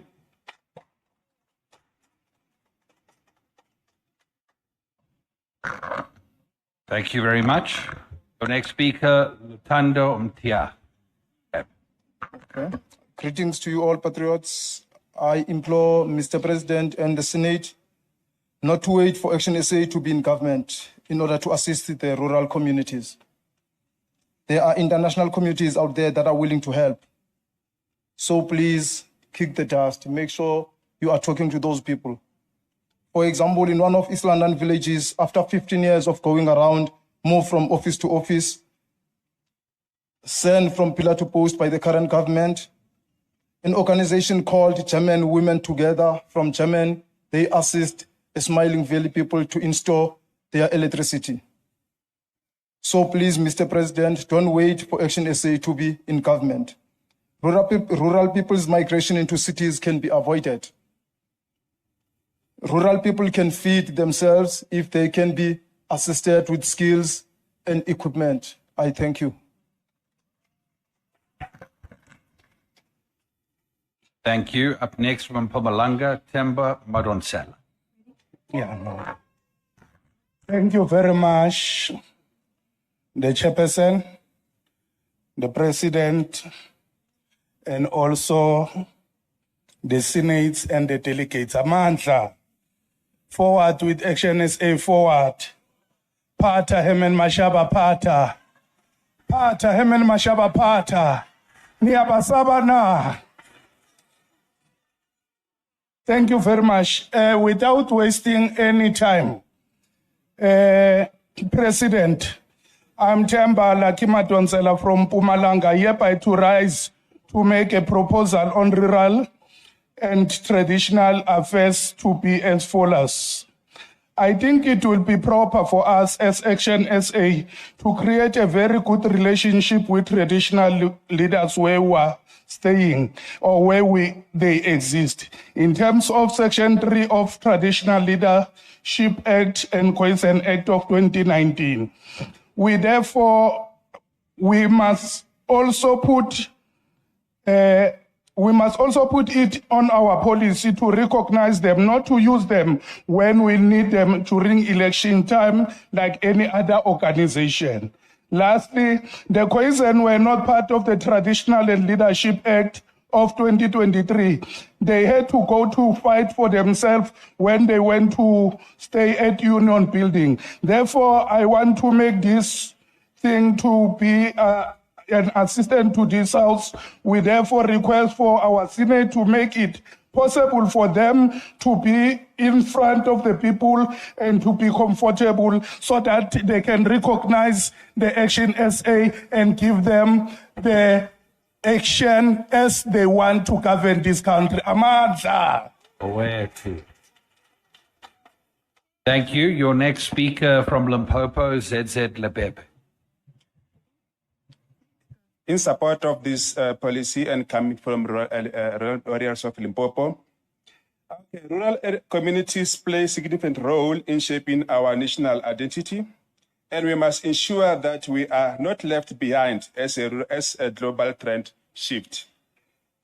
In the core principle of engagement, let's recognize the importance of traditional and royal leaders as custodian of our affairs of the community and include them in relevant governance processes.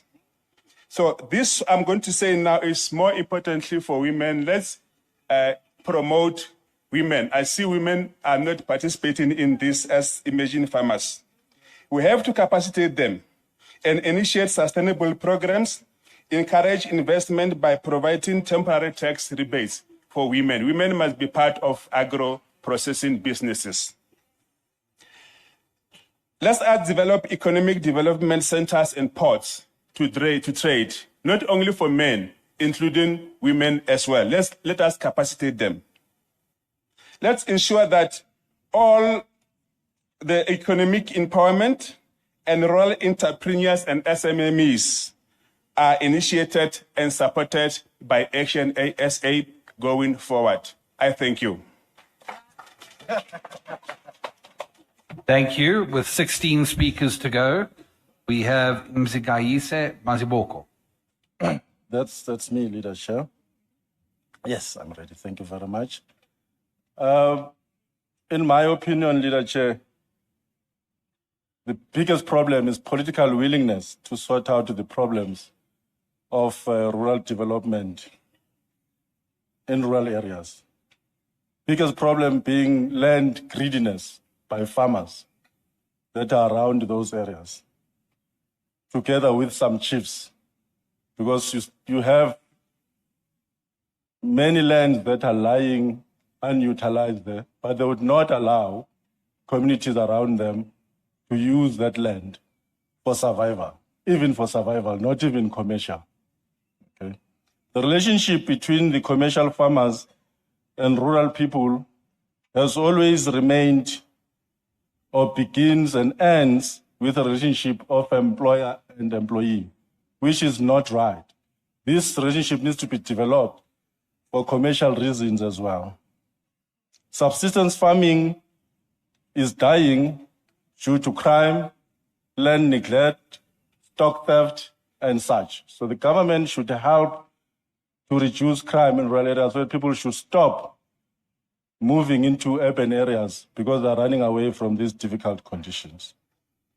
Farms can be used as agricultural development centers, so that the government must put into place programs that will be funded to use those farms to train rural communities so that they can produce and sell their produce through the same channels that the farmer is using.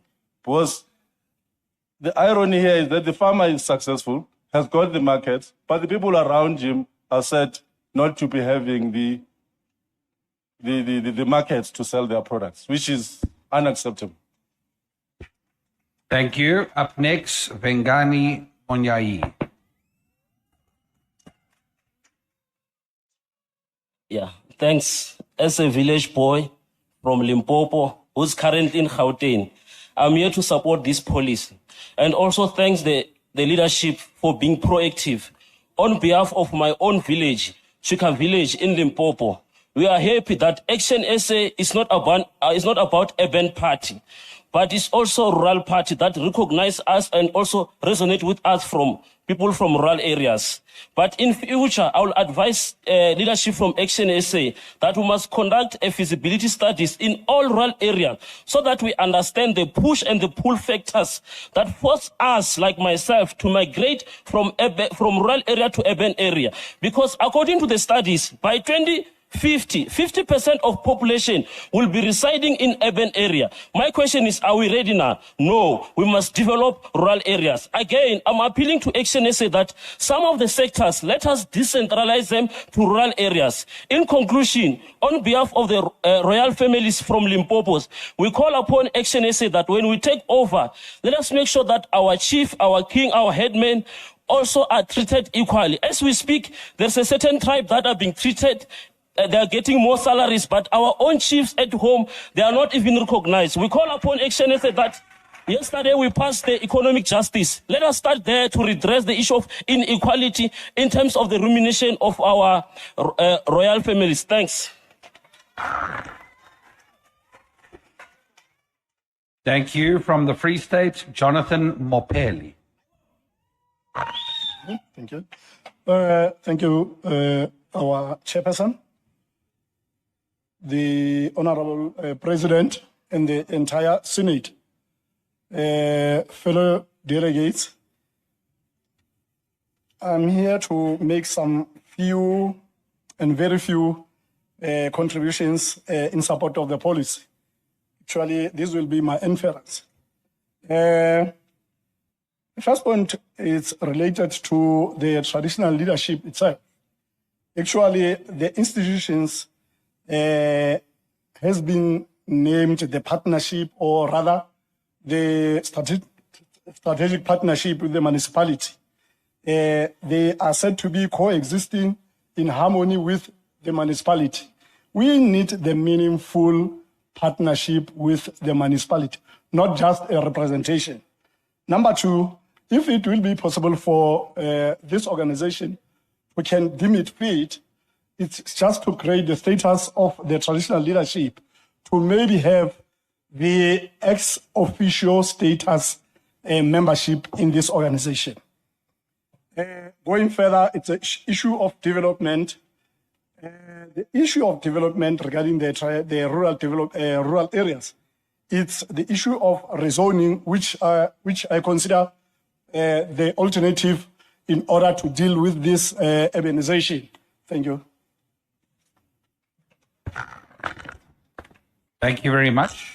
Our next speaker from the Northwest, Sylvester Mochanyane. Thank you, Chairman.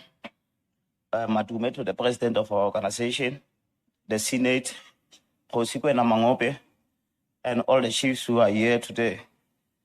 I'm Sylvester from Makwasi, small town of Makwasi Hills, Dr. Kenneth Kaunda district, Northwest. The ANC government has destroyed the economy of the rural areas that they found that was established by the apartheid government instead of developing them. In my small town, there were businesses such as banks, shops, railway station during the apartheid, which assisted our people to access those important services. But today, they are destroyed. The stations are closed, which can open the economic opportunities to our people and jobs creation. And in our villages, people used agricultural activities for living so that they can feed their families. But the current government does not give them support. Now I urge the ActionSA as we enter government 2024 to support rural development. Thank you. Thank you. Up next from the Eastern Cape, Bulelani Tieni. Let me thanks to you, President Mr. Mashaba, to keep us, Mr. Altol Trolley, Eastern Cape, as a leader of us. Into endinqwenelayo xa kunokuphatha ActionSA isebenzisane nenkosi nezibonda nabahlali basezilalini ngophuhliso lolutsha ezilalini. Phuhliso njani? Kuba bancediswe ngokulima amasimi laleleyo asezilalini, banikwe nezakhono ezokuba le nto abayityalileyo mabafundiswe ngayo bakwazi ukuyithengisa, bakwazi ukuba bathini bancedise kuphuhliso lomnotho waseMzantsi Afrika onkenenkene. I thank you. Thank you very much. From the Eastern Cape, Onhlamthe Posiman. Okay. Thank you very much. My name is Onhlamthe Posiman, coming from the Eastern Cape. So today I'll be speaking about what we say it's the livestock theft that we are facing in the country. So we are facing livestock theft in the Eastern Cape and South Africa. When Aslalo and delegates, young people from the Eastern Cape are coming up with solutions. I've heard some other delegates coming up with those problems. But I can tell you today, we as young people from the Eastern Cape are here with solutions. This is my story. I paid my registration fees because of the livestock from Rustenburg. My grandmother had to pay those fees, registration fees, because of those livestock. But when I saw those livestock being stolen, it got her heart broken.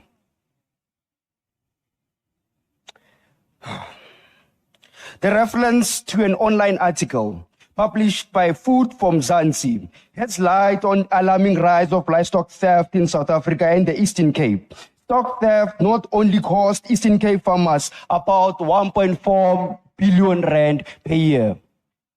Therefore, the solution in which we as young people from the Eastern Cape, we are bringing to the table, we are bringing what we call the microchipping.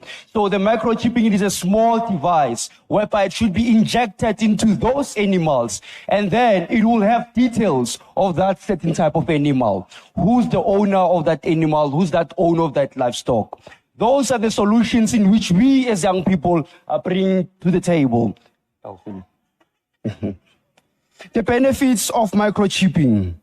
Legal documentation. Microchips provide a secure and tamper-proof method of documenting ownership, simplifying legal processes. Okay, no, I thank you. Next up, a man who's very dear to our heart, the campaign manager of Mpumalanga and the spokesperson of the Liliman families, Harry Masboko. Thank you very much, Chairperson, and the conference at large. Because of what ActionSA has taught me, I don't want to repeat what already my fellow members has already alluded on.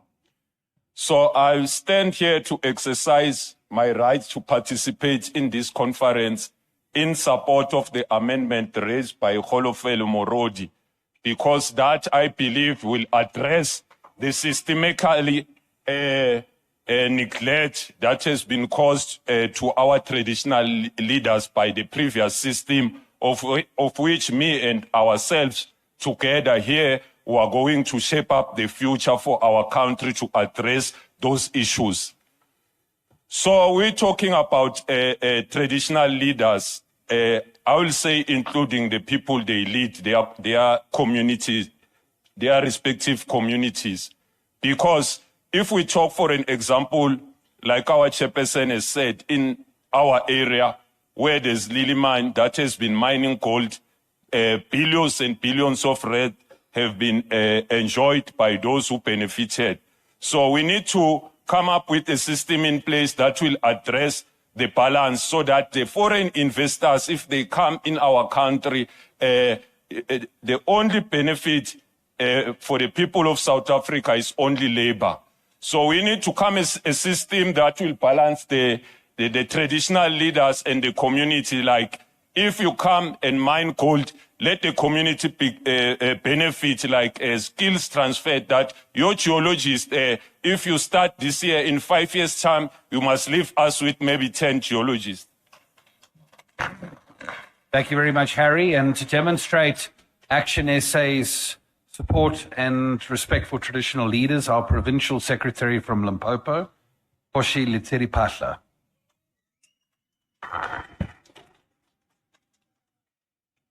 All protocol observed. I thought maybe we will be given some form of dignity as royal leaders, because we, as well as the pastors, are the only people who cannot be removed from the podium while we are speaking.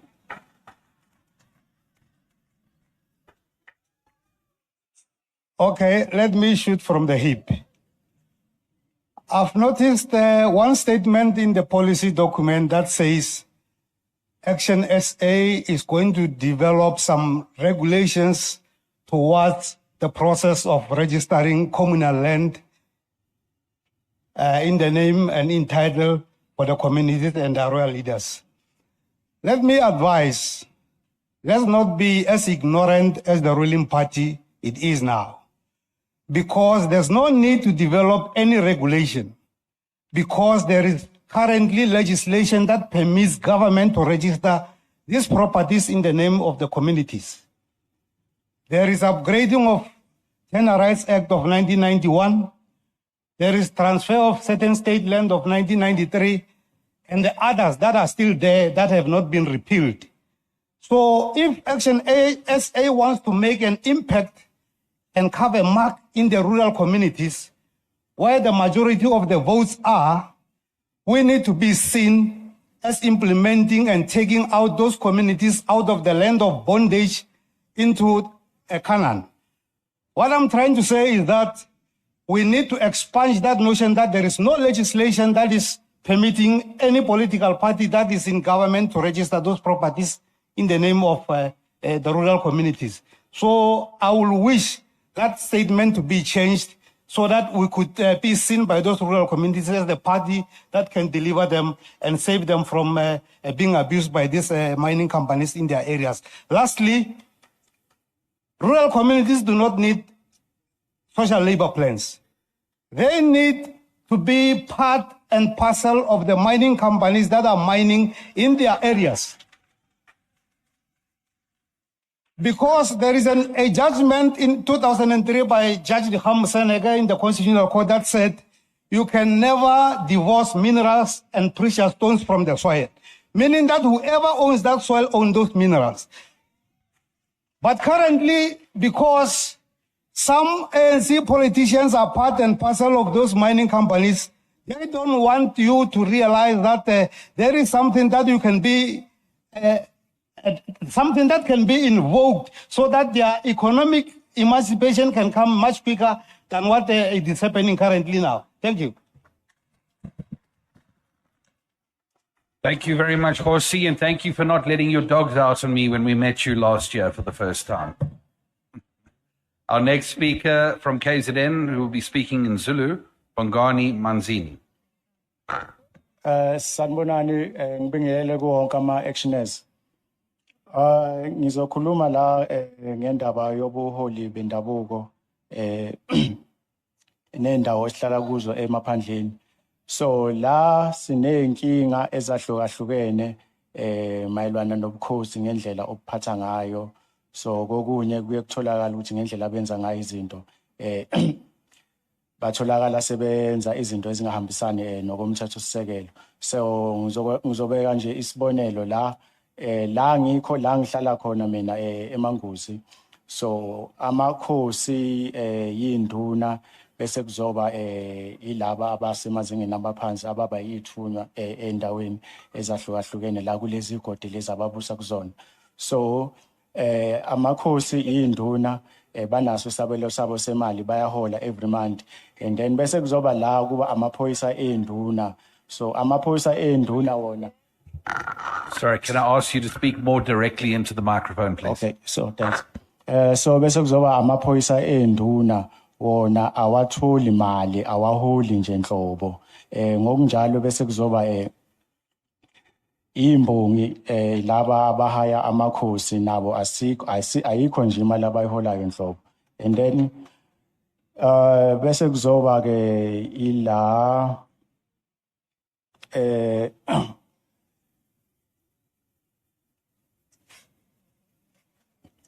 so sorry. Okay, thanks. Can we get the translation of those remarks, please?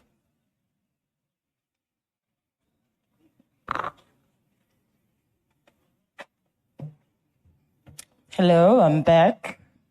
I'm just going to be very quick again. I'm just going to go through the important parts.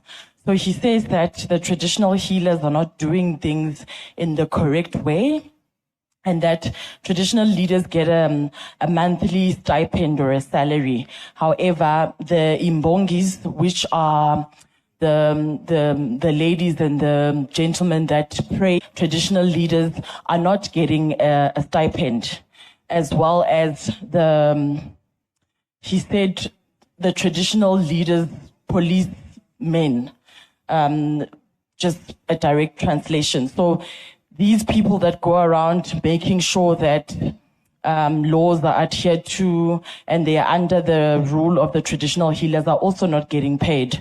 So he needs the party to remedy that. Thank you. Thank you very much. From the Free State, Chito Lebitsa.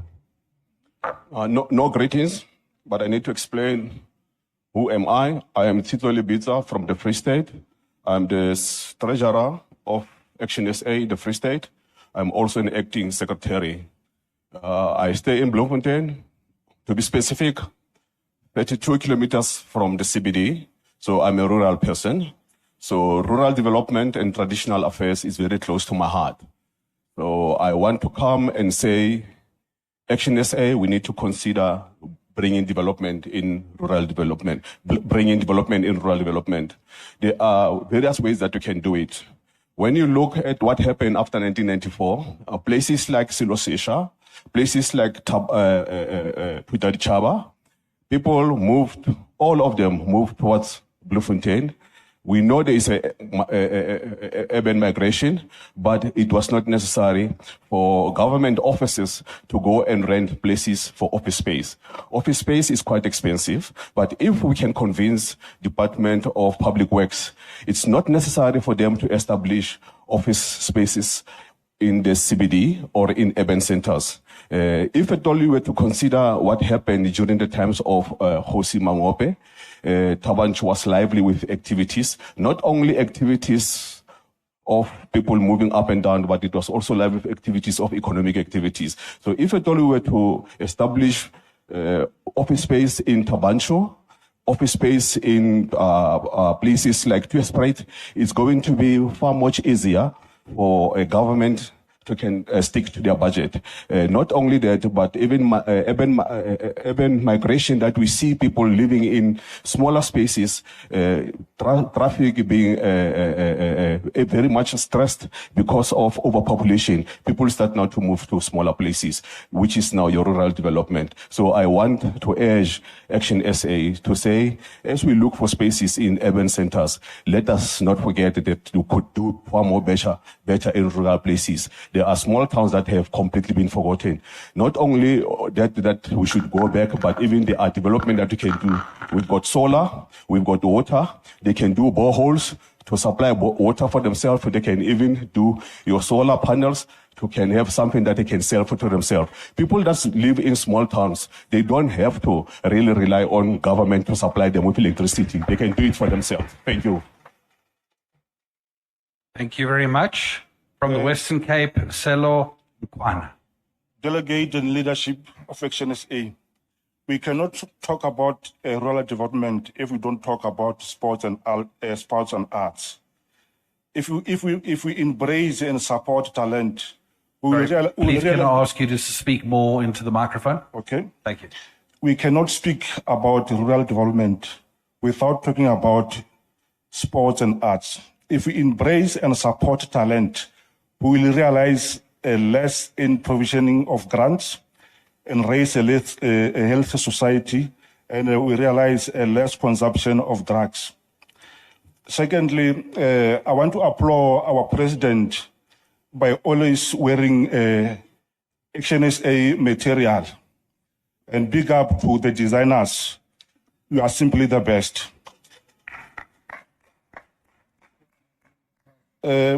Mr. President, when we ascend to Union Building next year, please wear Proudly South African.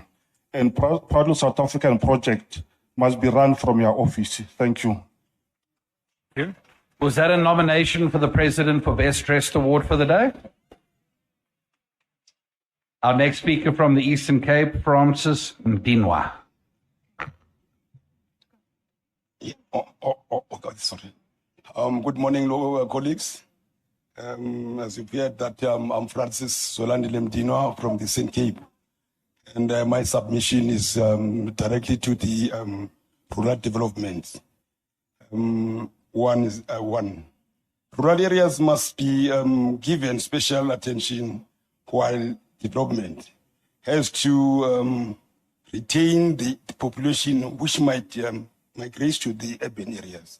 All basic amenities must be provided in rural areas.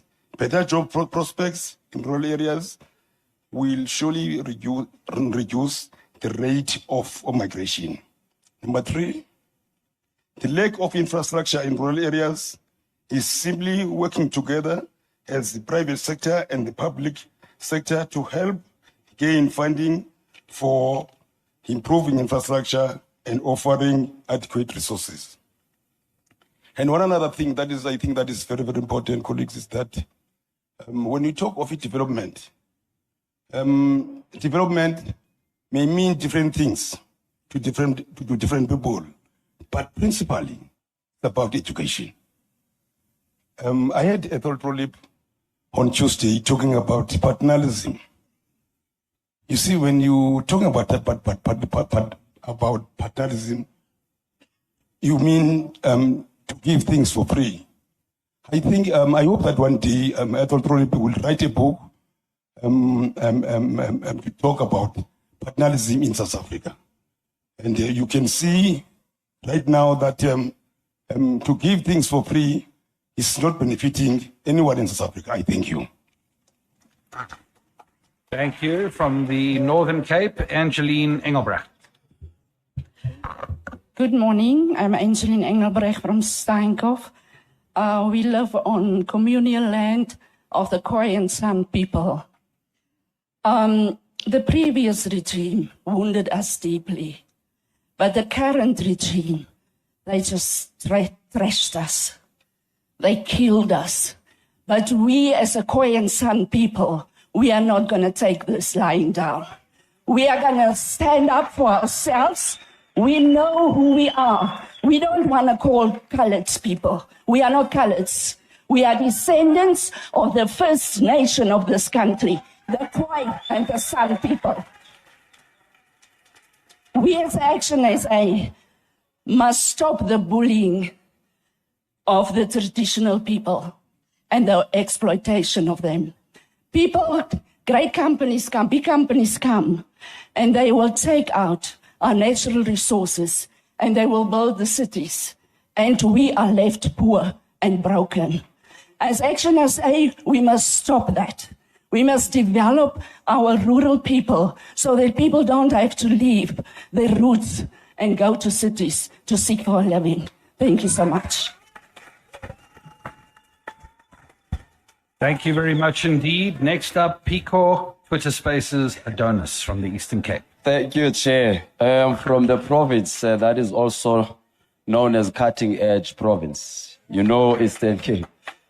And Chair, I'm also saddened, but not surprised to announce that in the yesterday's by-election in the municipality of Umbashe, the ANC has won the two wards with increased margins of 3% from 66% to 69%. So in that region, you can see that the ANC still holds the stronghold. We must ask ourselves why people who are crossing the roads with cables, but they are still voting for the ANC. Chair, I want to say the policy speaks to local government. And local government, when you talk about development, we talk about money. Money that needs to develop. Let's take our Tambo, Chair, as a case study. KSD municipality in particular has about 37 wards. In those 37 wards, only 9 wards are urban. The rest 29 wards are rural. But you'd find that all of those 9 rural wards, they are under a municipality. They don't pay tax, but that municipality wants to become a metro. And then you ask yourself, how? Because that is a rural municipality. And they don't contribute towards the infrastructure and taxes in the municipality.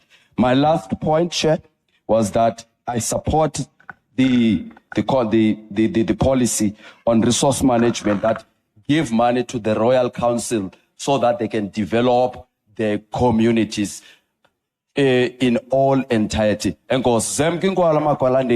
you. Thank you. Our next speaker, also from the Eastern Cape, and I believe speaking in Xhosa, is Thelma Langa.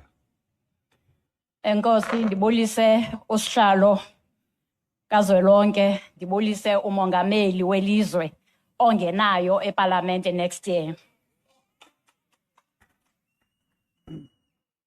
Ndinguthelma Langa eMatatiela eAlfredo, Eastern Cape Province. Ndilapha ndizoxhasa ipolisi. Into endenza ndiyixhase le policy is because ithetha ncakasana nelali. Ithi zilali luphuhliso ngamakhosi zizimvo zabahlali. Ndilapha ke ndizophakamisa ukuthi siyacela mongameli welizwe uba usijonge ezilalini ngoba urhulumente olawulayo usilibele. Uza kuthi xa efuna ivoti kuphela. Enze kuthi siphathele i-food parcels ezibolileyo. Ngoba uyasazi uba sihlala ezilalini sihluphekile. Sizocela ke mongameli asinamanzi. Xa uvuka ufuna amanzi. Xa uhamba ufuna umgwaqo. Iibholorho ziwile ziphelile. Akho nto ezilalini. Sizocela mongameli ungasilibali. Uze kuthi uzova izivo zethu uba sifuna senzelwe ntoni ezilalini. Sizocela loo nto mongameli. Enkosi.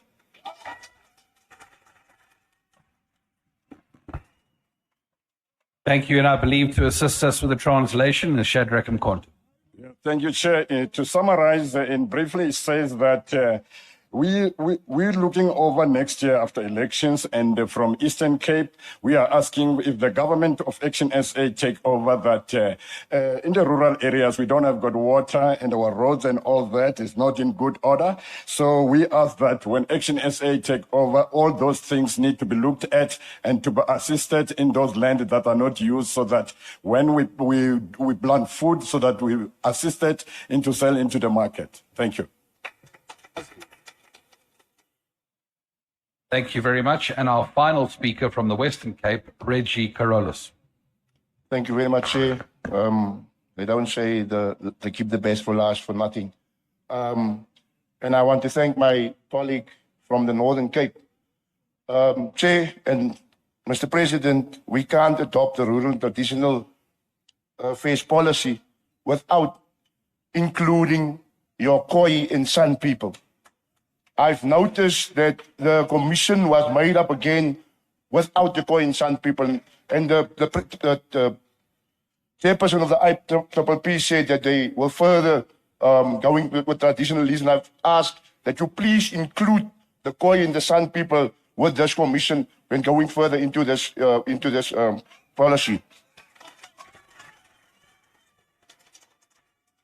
We're sitting with traditional affairs, and if we're looking, and I would make a big mistake if I exclude the fishermen on the coast, where you're sitting with big companies having big quotas, and our small traditional fishermen have been left out. They've been giving quotas, but they don't give boats to fish that, and they've been left out of the system for so long, and we can't go on like this. Say, Mr. President, I urge you, please, we must really look at our fishing quota system and make sure that our people are the benefits of the system.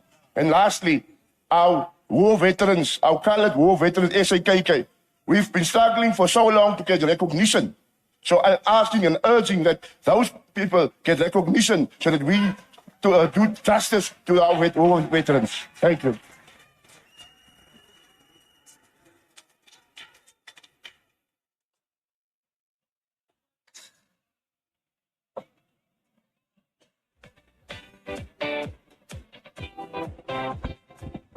Thank you very much, delegates, for a wonderful debate. And I would imagine that people watching these proceedings from the rural areas and the towns and villages across our country must be looking at a new political home when they look at how we talk about these issues. Well done, and thank you. Delegates, before we get into the amendments, let me just say I think there's been a number of issues that we will take forward as points of emphasis beyond the amendments and the policies, and we have heard the words of the last speaker as well. So please be assured an ongoing development of this policy will take place to address many of those important issues. But let us turn our attention now to the issue of the amendments to this policy, and we begin with Amendment 1, capacitation of traditional leaders. Implement a comprehensive training program for traditional leaders. I think you're too early on the voting, Bongani, too early. For traditional leaders, that includes modules in management, basics of law, human rights, and multilingual communication skills. Allocate resources for the development and delivery of these training programs, aiming to enhance the leadership and governance capabilities of traditional leaders. May I please ask those in favor to raise their green cards? That appears to be definitive, but lower your hands nonetheless, please. Those who are opposed to raise the red cards. The amendment carries unanimously. Thank you very much. If we can move to Amendment 2. This is the link between traditional courts and magistrates' courts. Establish a formalized link between the traditional courts and the magistrates' courts to ensure alignment in legal proceedings and judgments. Implement protocols for the seamless transfer of cases and information between the two types of courts, aiming to improve the efficiency and fairness of the judicial system. No, you're too quick. You're too quick. All right. Those in favor, please raise your green cards. Thank you very much. You can lower your hands. Those opposed, the red cards. It carries unanimously. Thank you. We move on to Amendment 3, elimination of district municipalities. Propose the elimination of district municipalities, arguing that they do not add significant value to the overall municipal structure. Redirect the resources currently allocated to district municipalities to local municipalities with an aim of improving performance and service delivery at the local level. Conduct a comprehensive review to assess the potential impact of this restructuring on various stakeholders and services, ensuring a smooth transition of processes. May I ask those in favour to raise their green cards? Those who are against to raise the red cards. The amendment carries. Amendment 4, mineral beneficiation. Advocate for the development and expansion of beneficiation or value-added processing industries that transform primary materials into finished products. Allocate resources for research and development in beneficiation technologies, aiming to make these processes more efficient and environmentally friendly. Develop incentives for industries to engage in beneficiation, such as tax breaks or subsidies, particularly for those that produce finished products with high export value. And finally, establish partnerships with educational institutions to train a skilled workforce capable of working in value-added processing industries. Ladies and gentlemen, may I ask you to raise your green cards if you're in favour? That appears definitive as well. You can lower your hands. Anyone opposed to raise your red cards? It appears to be unanimous. The amendment carries. Thank you.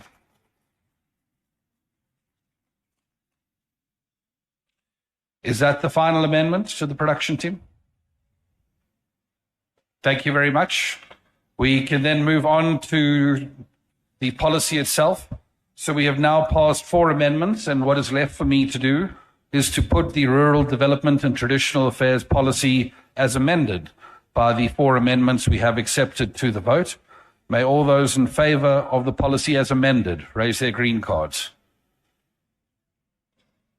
Thank you. That's a red card, by the way, 5 rows back. Green cards. All those opposed, red cards. Thank you very much. We have a policy on rural development and traditional affairs.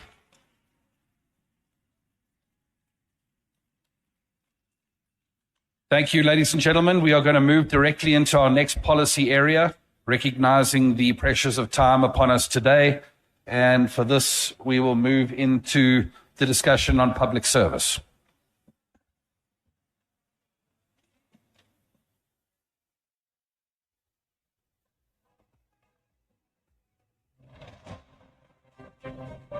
From the teachers shaping our children's futures to the healthcare workers on the front lines, public servants are the backbone of our society. Yet, the state of South Africa's public service reflects a crisis. ActionSA believes in a South Africa where public service isn't just a job, but a calling, a commitment to the well-being of every citizen based on the mantra of service with pride.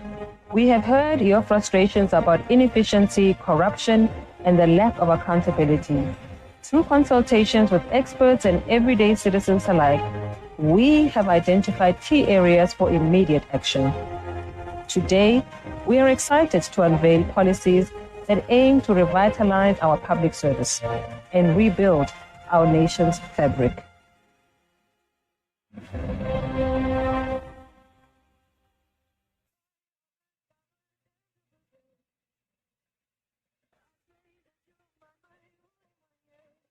Elaborate on our draft policy on public service, please welcome the co-chairperson of the Public Service Policy Panel, Senator Andrew Lowe.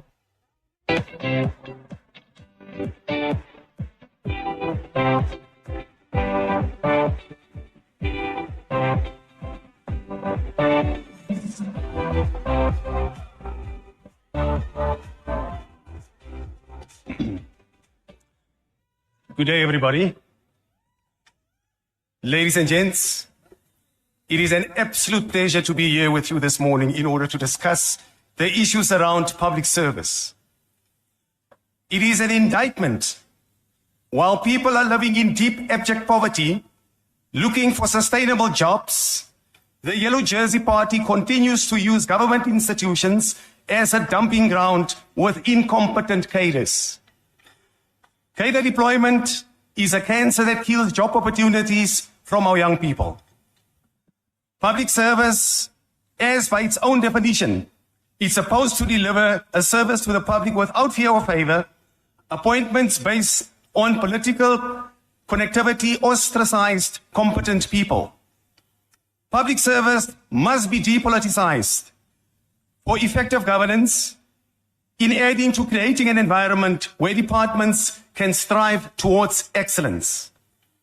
In fostering good governance, accountability, transparency in South Africa, public service is must be a high degree of professionalism, care, and a sense of duty must be ingrained in all public servants.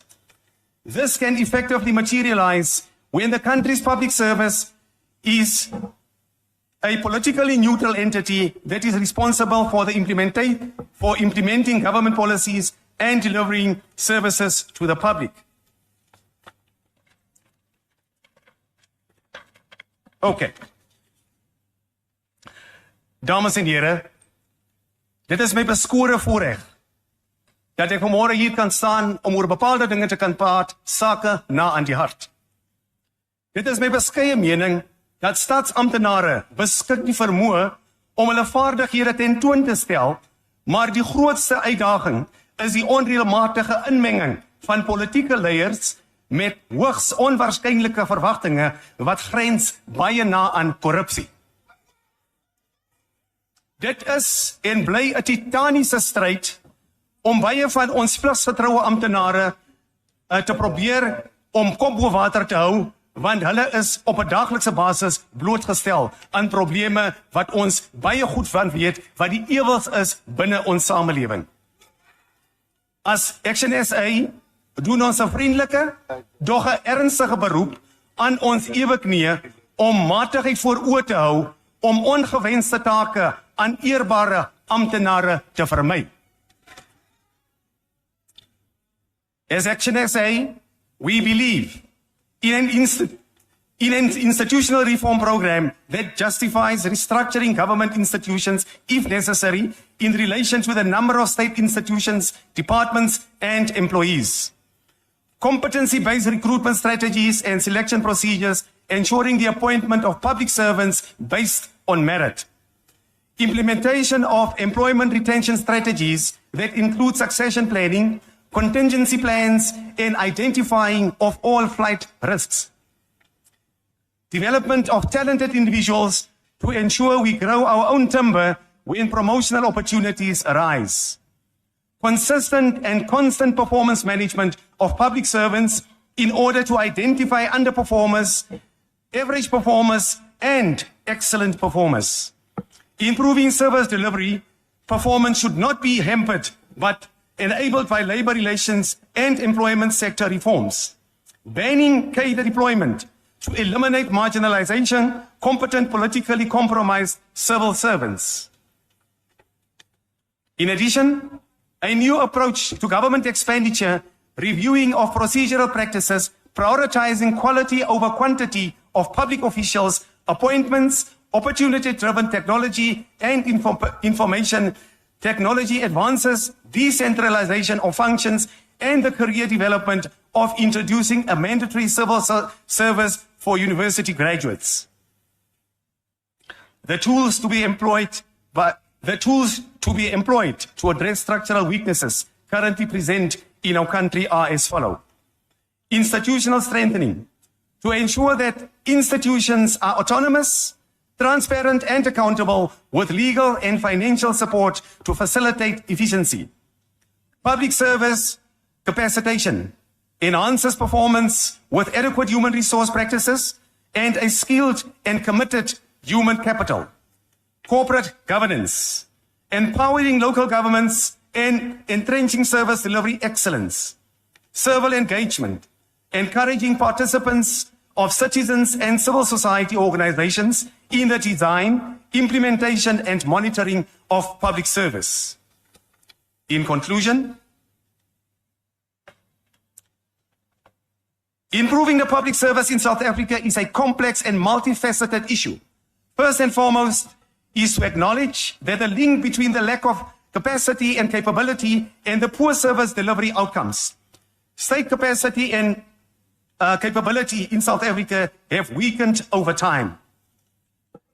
While major deficiencies in many departments and specialization existing side by side with pockets of strength and excellence, there is an undeniable complacency, apathy, and zero passion to service and deliver in most public servants. The outcome of such a smug human capital transforming the public service to a dynamic, self-driven organization committed to delivering appropriate services to all people of South Africa.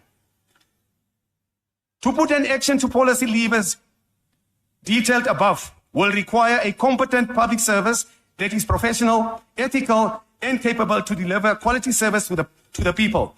By ensuring that only qualified and competent individuals are appointed to strategic positions in a pursuit of transformed, professional, ethical, capable, and developmental public administration.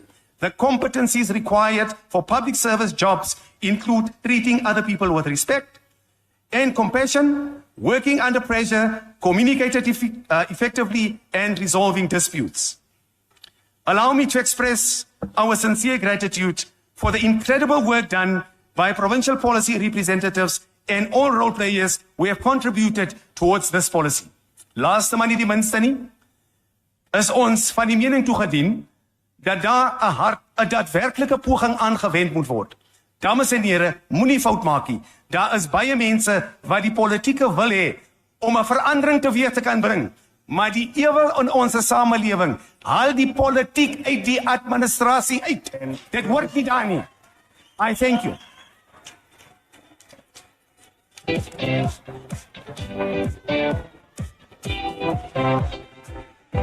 To introduce our draft policy on public service, please welcome the co-chairperson of the Public Service Policy Panel, Umage Togo Mashiane.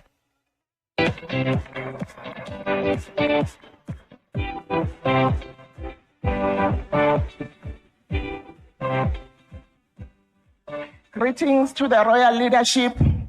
Greetings to the president of ActionSA, Mashaba. Greetings to the national chairperson, who's also the chairperson of this session, of this conference. Greetings to delegates. You are the most important people in this room because without you, this conference wouldn't mean anything. So greetings to you. As introduced, I'm Thokozile Mashiane from Mpumalanga. If you read papers since 1994, Mpumalanga is one of the provinces which had the most public service scandals in the country. We had our share of your Eugene Nyati, we had our share of Stanley Sogo, and we had the master one of Coleman Nyati, who was a DG of a province with only standard 8, meaning grade 10. So it shows you that the cadre deployment was alive long time ago, where a DG can lead a province with a standard 8. In envisioning good governance, accountability, and transparency in South Africa, public service, a high degree of professionalism, care, and a sense of duty must be ingrained in all public servants. Thank you. This effectively materializes when the country's public service is a politically neutral entity that is responsible for implementing government policies and delivering services to the public. The 3-4 days that were spent here, if we don't have the warm bodies to implement those policies, it means we're just in a kindergarten picnic. We don't know what we're doing. So we need warm bodies like public servants to implement our policies. One speaker said a policy is good when it is implementable. through political affiliations can still play a role in the appointment of government officials. In some cases, they must be managed and staffed by highly qualified, ethical, and committed public servants under the banner of the following core principles. The government should operate free from political interference. My co-chairperson has extended that. Should be modernized and streamlined by capable and service-orientated public servants, not public servants who are only interested in tea time, with the ultimate goal of socio-economic justice. Delegates, in recognition of the challenges and our core principles, our three policy levers have outlined the tools necessary to address structural weaknesses currently present in our public sector. The first one, the institutional strengthening. To ensure that institutions are autonomous, transparent, and accountable with legal and financial support to facilitate efficiency. Those who are serving in local government, you know of this term of MIG, where you are given unfunded mandates and you are expected to do that. So we are saying when they are strengthening these structures, they must be funded. It is our intent to entrench protections against political influence and interference to create institutions capable of working together to achieve South Africa's socio-economic goals. We can't have a minister of police who have never gone to a police station to write a statement. We can't have a minister of police who has never driven a police van, go to an informal settlement to arrest a drug dealer, who only goes there when there are cameras and when somebody is dead. We can't have those type of people. We will propose government reform as an intervention to establish a governance framework for state institutions that prioritizes developmental role of government by focusing on customer-centric service delivery with pride and independent and accountable state organs. The capacitation of public service aims to enhance performance through effective human resources practices and a skilled, committed human capital. In response to the performing state of our institutions, ActionSA proposes reducing the public sector wage bill. I want us to listen to this one because people are quoting us wrongly. We say we want to create employment, but we want to reduce the wage. Listen what we're saying. ActionSA proposes reducing the public sector wage bill by eliminating inefficient senior and middle-level managers. We don't need a lot of DDGs. We need teachers down there. We need police in police stations. We need nurses in clinics and hospitals. So that's the wage bill we're going to eliminate. Gone are the days when government departments used to employ cadres who earned six-figure salaries while producing little or no value at all. So, actioners, after we eliminate the inefficiencies, let's get to work. And one, let's increase the number of police officers. Let's increase the number of teachers. Let's increase the number of nurses. Let's not stop there. Let's also strive for improved salaries of police officers. Improved salaries of nurses. Improved salaries of teachers. If we can do that,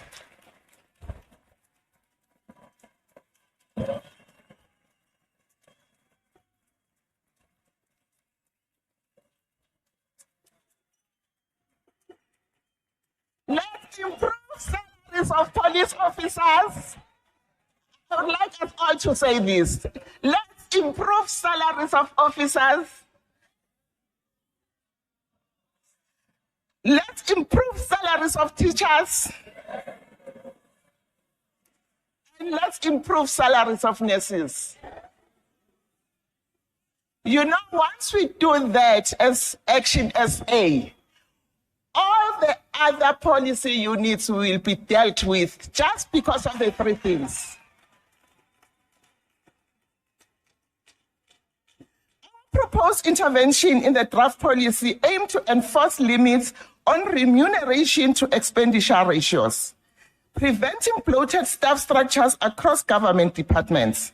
This ensures that the majority of remuneration is allocated to frontline workers rather than management structures who are sitting in offices where there are air conditions. On corporate governance, it involves enhancing a cooperative governance, particularly with regard to empowering local governments. This is a crucial aspect of establishing a foundation for service delivery excellence. We are saying local governments are autonomous. For me, local autonomy means that you take a decision and you fund that decision. But as long as you take a decision and you expect somebody else to fund that decision, who can even change your decision or kill it, that is not autonomy to me. Let the money come to local government so that when they take those decisions, they're able to fund them. As detailed in our draft proposal, ActionSA believes that government functions, especially those related to service delivery, should be decentralized and entrusted to efficient provincial and local governments that are closer to the people they serve. However, this decentralization should be preceded by institutional strengthening and independent capacity assessments to ensure improved service delivery. I want to agree with the gentleman who said district municipalities must be done away. We endorse the decentralization of functions and advocate for capable municipalities, the private sector, and civil society to assume more responsibilities traditionally carried out by the state, as long as this devolution occurs within a clear framework. Our policy proposes a transfer of additional powers and authority to local governments in areas such as sustainable service delivery, social development, public transport, and law enforcement. Civic engagement. It involves actively promoting the participation of citizens and civil society organizations in the planning, execution, and oversight of public service. In local government, we have what we call ward committees. And ward committees were supposed to do what we're saying here. But unfortunately, ward committees are being chaired by the ward councillor. So they are doing what the party of that ward councillor wants. So they are no longer the watchdogs of the communities. So as ActionSA, we need to change that.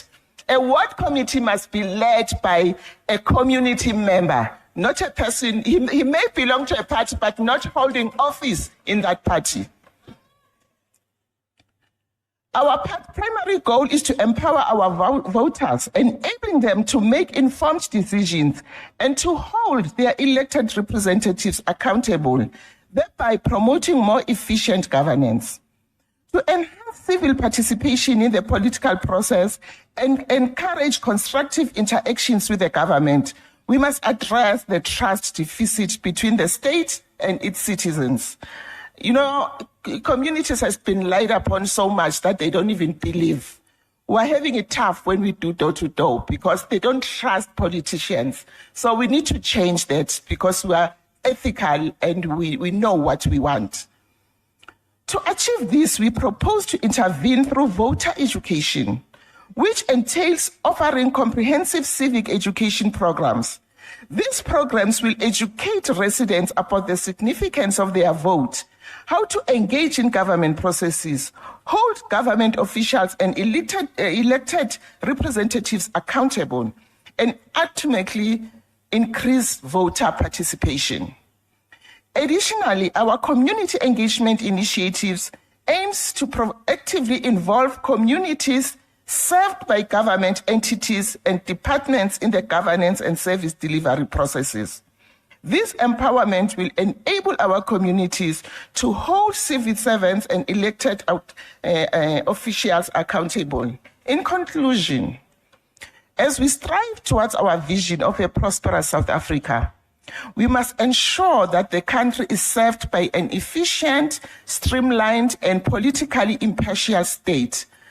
Mr. President, I see people have started with the candidate selection. When you decide to appoint your cabinet, please don't appoint me as a Minister of Roads and Transport, because I can't even change my flat tire. I can't even fix my broken tile in my kitchen. So how can I fix the roads of South Africa? So you need people with specialties. This state should deliver high-quality services to its residents in a cost-effective and timely manner. I conclude by endorsing this draft proposal on professional public service. I thank you.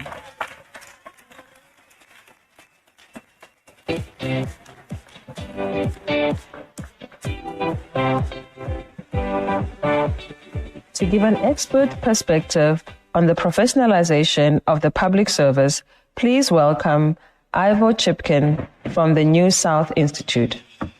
Good morning, colleagues. It's a pleasure to be here. And I was just remembering, it's a great coincidence. The last time I was here was in 2017, where I was presenting the Betrayal of the Promise report, a report which was the first major study of state capture to the South African Communist Party's 14th Congress here. And I like to think that the response of the Communist Party to that report was the beginning of the end of the Jacob Zuma administration. Soon after that, the alliance began to break.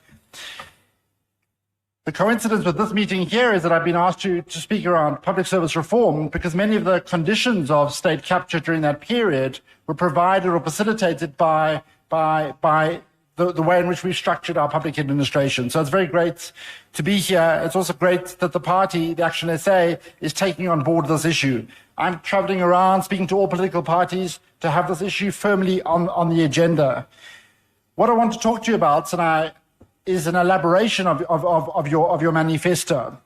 Because what we find at the NSI is that there's a fundamental contradiction in the way in which the public service has been organized in South Africa. And this is really what I want to talk to you about. So the crisis of electricity, the crisis of water, the crisis of local government, for example, the general systemic crisis of all our administrations across the country comes down to several things, and I want to talk about one of them in particular, which is a fundamental contradiction. And it's a contradiction which arises from the way our public service was organized after the apartheid period. And if you like, it's one of the fundamental continuities with the apartheid period. And that is the profound politicization of public administrations. Now, this politicization is not simply at the discretion of the ruling party or of any political party. It's baked into the structure of our public administration by virtue of the law.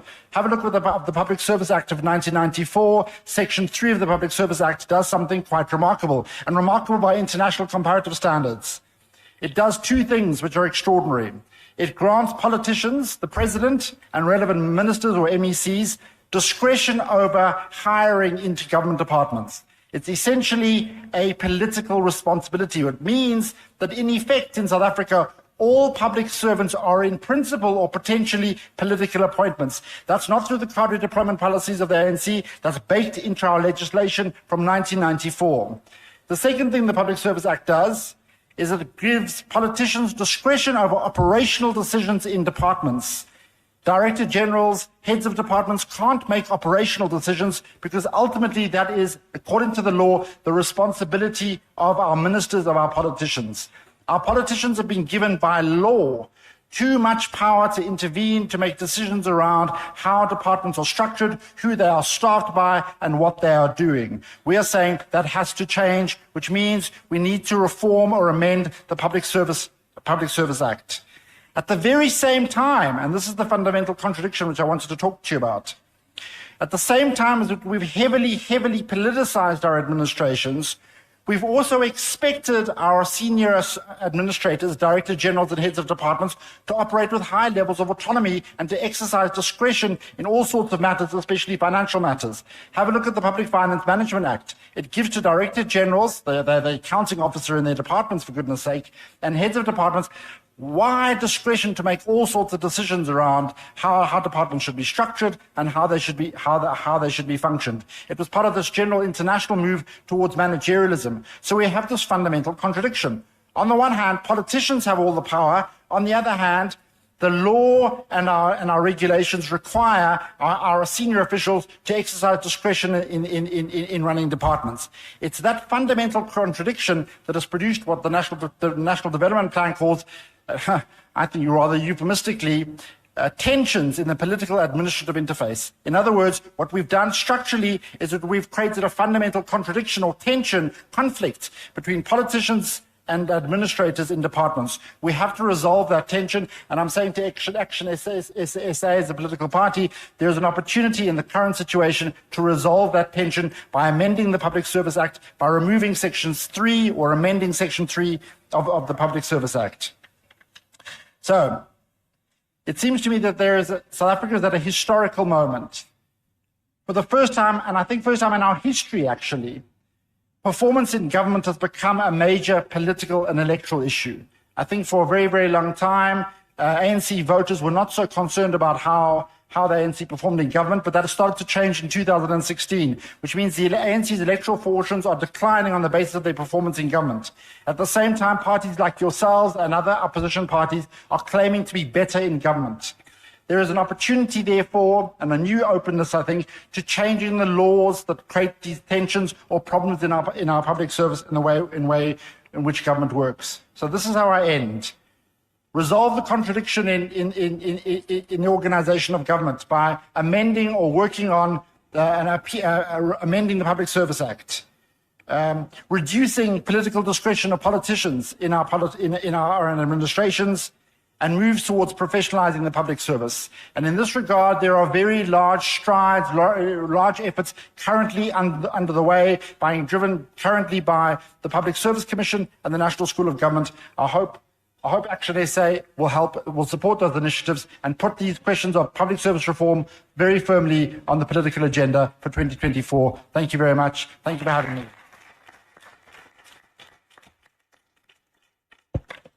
Thank you very much indeed, and I think some very wise insights that we need to carry forward into this discussion, remembering, colleagues, that we have repeatedly talked about implementation.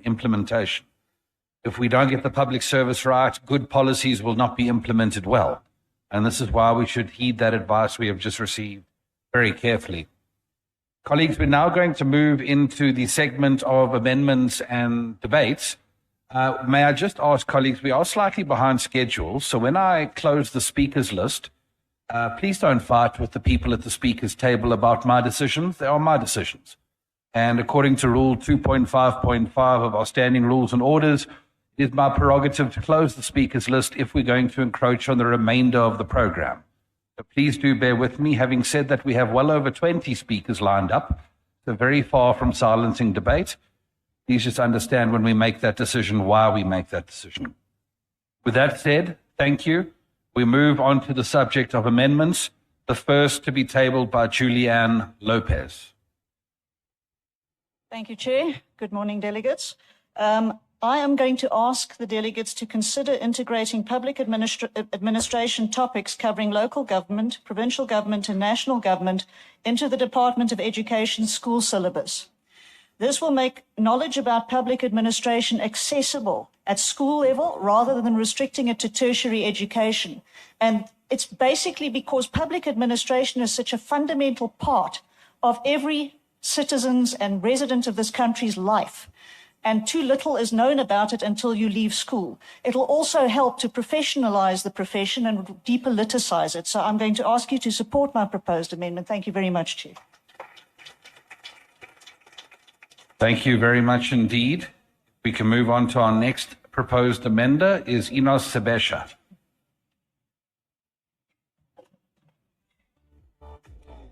Protocol observe. ActionSA, it's an incoming government, not a government in waiting.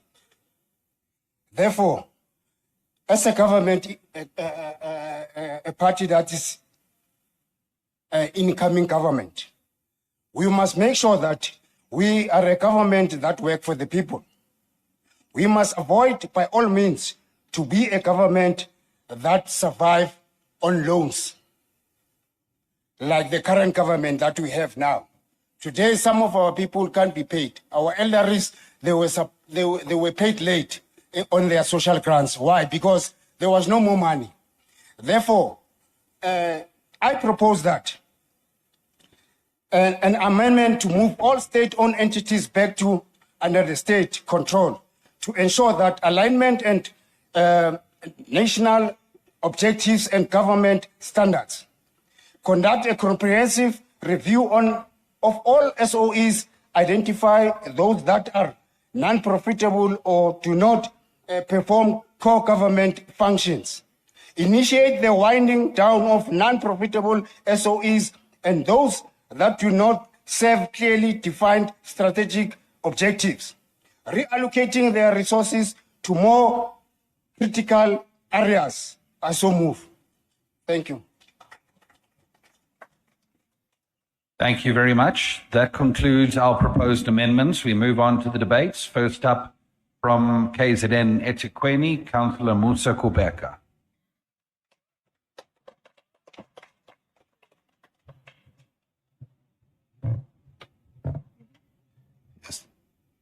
Chairperson, thank you once again for this opportunity.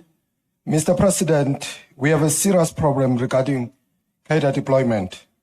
I'm happy that in our draft policy, we will reverse all irregular appointments made through cadre deployment policies.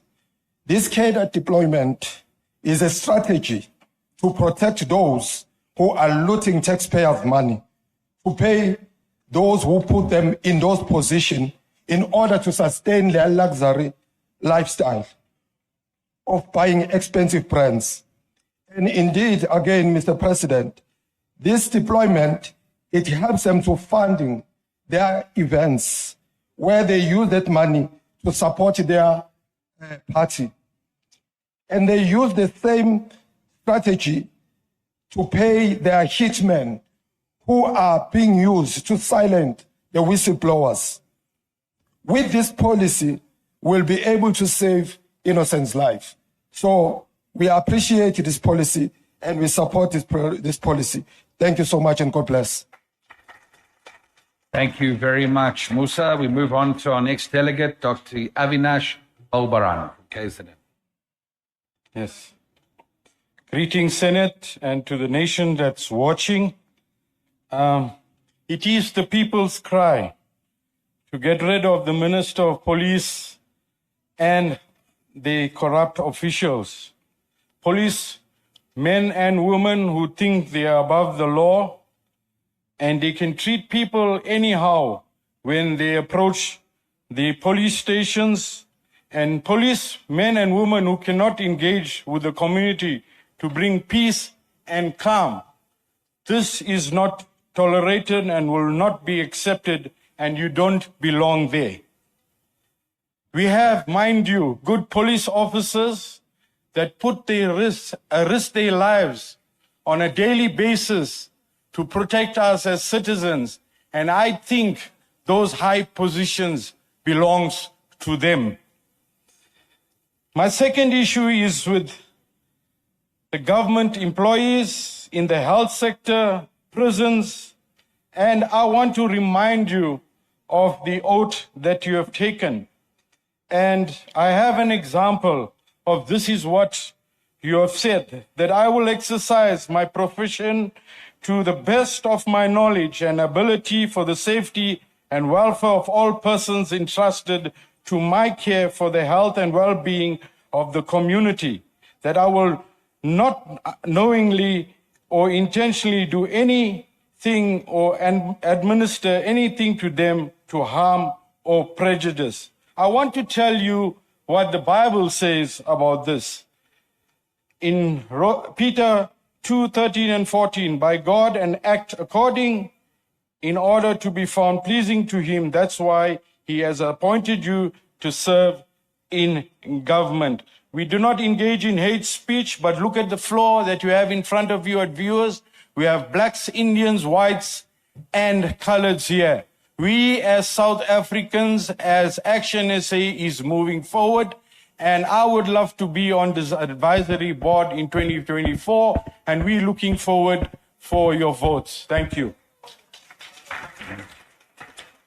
Thank you very much. From Limpopo, Gaugelo Bapuulo. Thank you very much for pronouncing my name correctly again, Mr. Chairperson. Pass my greetings to the President. Let's talk about civil servants a bit. These are just a group of innocent people that went to government to work and uphold the principle, Yaba Tupele principle. Up until this, what we call politicians came into power and effect something that is called cadre development, deployment. All things take a wrong turn. That's where we saw them being introduced. They pursued a culture of corrupt officials where a brown envelope was introduced. I want to make a plea to the president that when we take over the government next year, let's do away with this brown envelope. Let's make sure that we do a complete clean out. We need to deploy the right people for the right job, because the reason why brown envelope exists and is sustained, it is simply because they've deployed incompetent people. And politicians have developed a tendency of bullying our own civil servants. That is why at some point in Limpopo, the entire government, the whole province was under Section 100 because politicians have bullied the civil servants to do the wrong things. And I want to close by saying, only if ActionSA cannot, clean out all these corrupt officials, we will continue to have a culture of corrupt officials, and our government will go down in the drain. We'll end up losing government like these criminals are doing. And in those few remarks, I would like to say, let us all go out there, recruit enough people, recruit enough voters, so that they put us into power and we get these people out of the situation. Amanda. Well said. Up next from KZN, Mduduzi and Tuli. Thank you, Chairperson. I stand to support the draft on the professional public service. The definition of a public service is in a simple term, is the implementing the arm of government. Now the question is, what happens when the arm of government is dysfunctional?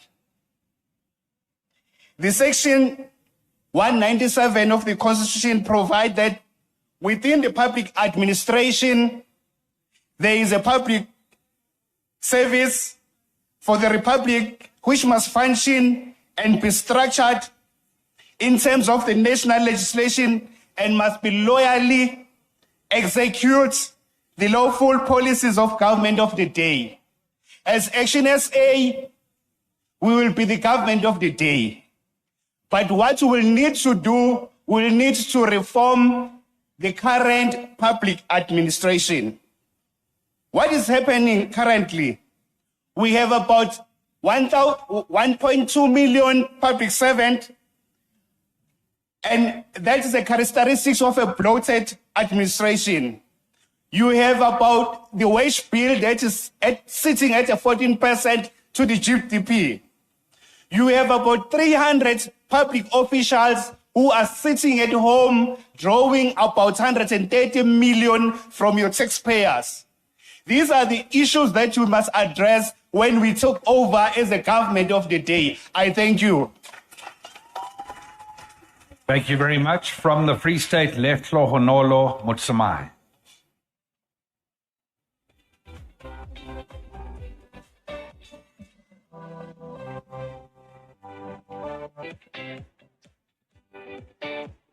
Is he here?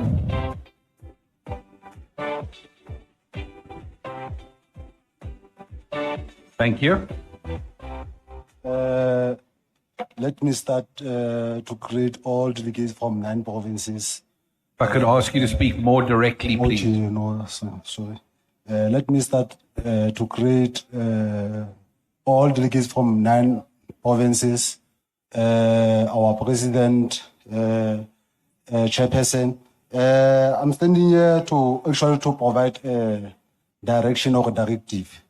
The importance of public service is to improve quality of life, to include ensuring that communities have access to clean drinking water and quality health care. What is your public service or as delegates? I hope you are all here from different provinces. We came here to actually represent our challenges that we are experiencing where we are situated. So it is our responsibility that when we are returning back to where we are living or where we are situated, we go and provide leadership. We return back to provide a change. A change is what you are actually living with on a daily basis. So what I'm trying to say is this, that it can be correct that our people today are being removed from informal settlement to informal settlement. It can be correct that our people are living actually with pit toilets where they are living. So quality of life is about housing, education, social welfare, transport, electricity and energy, which is electricity and energy is the crisis today in South Africa. So actioners, it is our responsibility to go to our branches and tell our people that ActionSA is not a political party. It's a social voice. Pambili, ActionSA, Pambili. Pambili. Our next speaker, Thando Chabalala from Gauteng. Great. Yeah. Thank you. I just want to frame this discussion in the context of professionals in political offices. Public servants in these spaces face an enormous resistance to change from senior officials in government. You almost have to prove that you have earned the right to be in your office. It makes chief of staffs almost militant in our approach of how we do our work. We have to fight for everything: connection to telephone lines, getting tools of trade for our staff, not to mention getting people to do their jobs. So as we begin to depoliticize and professionalize bureaucrats in government, may we please have change management strategies ready from day one. Transition management in government is a defeated concept, yet it is a key in turning things around. So good systems, processes, and projects and plans that we put together get dropped the second that we leave office. It's a systematic inertia of a different beast. As we've already left a few officers with my MMC, Funzi Ngobeni, so I know this very well because our work remains lost and forgotten.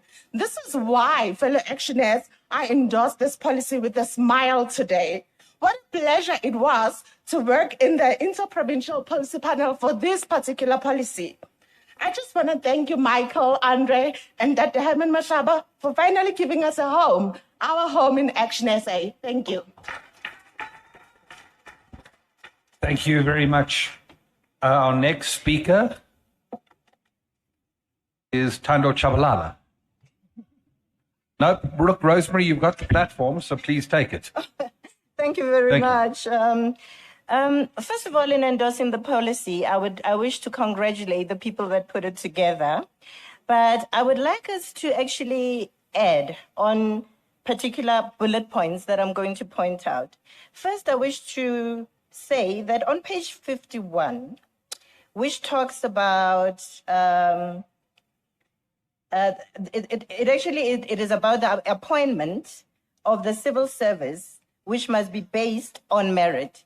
We need to actually avoid having people that work in provinces not coming from those provinces. They have no vested interest in what is going on in the public service. They leave their homes their homes on Tuesday, and then they leave the province on Thursday because they have no vested interest. So in so doing, we should have cascading accountability. Accountability needs to start with the minister. The minister cannot claim that they do not know what's going on in their department. The DG cannot claim that they do not know what is going on in their department. And as we hold them accountable, let us have clarity when it comes to key performance areas. Some of us have been victims of holding people accountable for key performance areas. But also we need to look after mental health of our public servants. We have too few social workers that are in the public service, and mental health is an issue, and it is the problem. Thank you.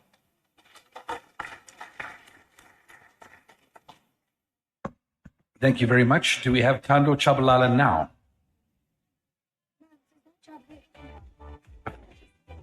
Okay. Thank you. I see the table has been updated now. Patrick Matsetka from the Northwest.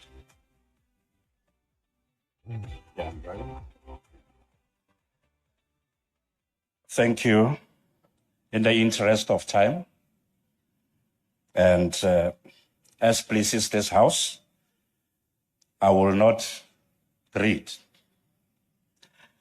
However, I've got a point regarding the problem statement of this particular draft, which is in bullet number 2. It basically talks about the corrupt and the appointments of public servants. My input in this regard is that, looking to the facts of the high-level corruption, which is a cancer in our society, we need perhaps to ensure that our public servants, all of them, they must have a contract. Within that contract of employment, there should be some sentence that talks about the corruption. When we find you in a corruption space, you must know the consequences. And again, we should ensure that all public servants also are accountable in terms of Section 38 of the Public Finance Management Act, so that finances of the department should be managed accordingly and without fear and favor. Starting from the minister, or rather the president, going down to the HODs, to the directors and chief directors of the department, they must have that contract that clearly stipulates that if we find you in the room of corruption, this will be the consequences. I think that's how we can able to cap for the corrupt activities. My second point is alluded by, my second point is alluded here during our guest here to say we need to amend Public Service Act, Section 3. I thank you. Thank you very much. Our next speaker, I think it's first time to the podium, Alphys Mokoena, the person in charge of the fastest growing region in Limpopo, last I checked. Amanda. Thank you very much, Chairperson. It has proven to be a fact that we have an old age at our government institution. We have witnessed this even also at the Parliament, Mr. President, that we should look back at our Employment Equity Act when we take over. We have a lot of young graduates that they can do better in this government institution. Secondly, I'm coming from Limpopo, which is very much too rural. We are rich in minerals, likes of chromes and platinums. DMR is the problem. Minerals and energy is the problem. You will find that there is illegal mine that is legal. When you check, the mine is existing. But in some few days, some few months, the mine is dead. When you check, it's out. Lastly, my point, we have safety and security department, but we don't have security guards in that department. As ActionSA, Mr. President, I will propose when we take over, we should look into that we insource all the security guards to work under government. Thank you very much.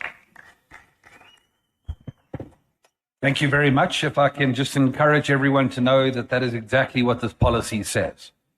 Thank you. Our next speaker, Arnold Maleka. Okay. Thank you, Chair. My name is Arnold Maleka again. I'm the National Chairperson of the Disability Forum. Act The Employment Equity Act of 55 of 1998 requires that the departments must hire 2% of persons with disabilities. As far, it has not been reached. Nationally, I think it's below even 1%. We therefore request that ActionSA, when we move into power, can we at least try to achieve that threshold and even go beyond? And then as soon as we employ persons with disabilities, let's also ensure that they are well resourced. Let's not just employ them and put them there and then without proper resources for them to do their job. Let's also ensure that they occupy all positions in MMS, middle management services, as well as senior management services. Chairperson, we are ridiculed at the moment because most parties, they know that ActionSA has got a disability forum. But now they are saying we are not advocating for this 2%. So I think it should start with us, especially where we are in government. In Tshwane, we are already in government. We've got members of the mayoral committee. Can we ensure that even in those departments, we achieve that 2%? Allow me to say the last point, Chairperson. Most of the persons with disabilities, they went to school very late. It's a very important one. Let's just try to. In case of learnerships, people with disabilities, in most cases, they get learnerships. And if with these learnerships, they've got an age restrictions of 35, and they went to school late. Can we try to ensure that maybe we move that 35 to 45? Thank you so much. Thank you very much. The next speaker from Limpopo, Mamoriri Shai.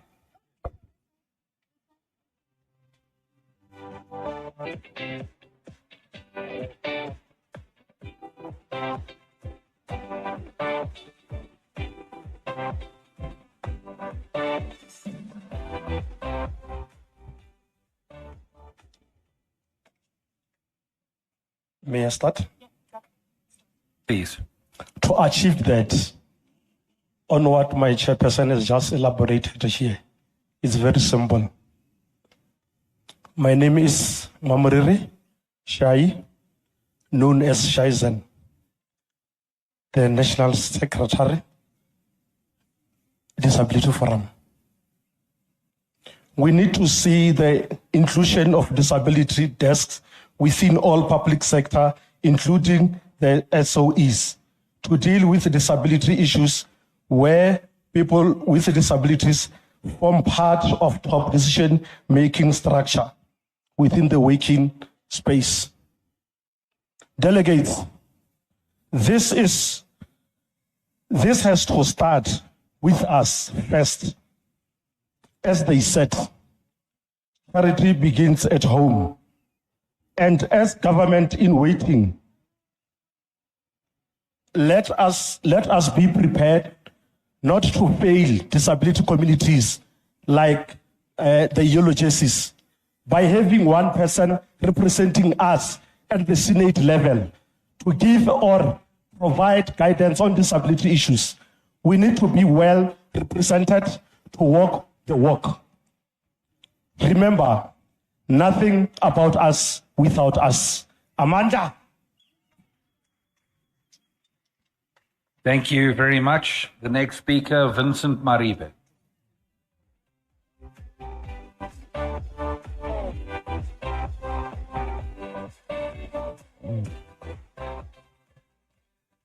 Okay.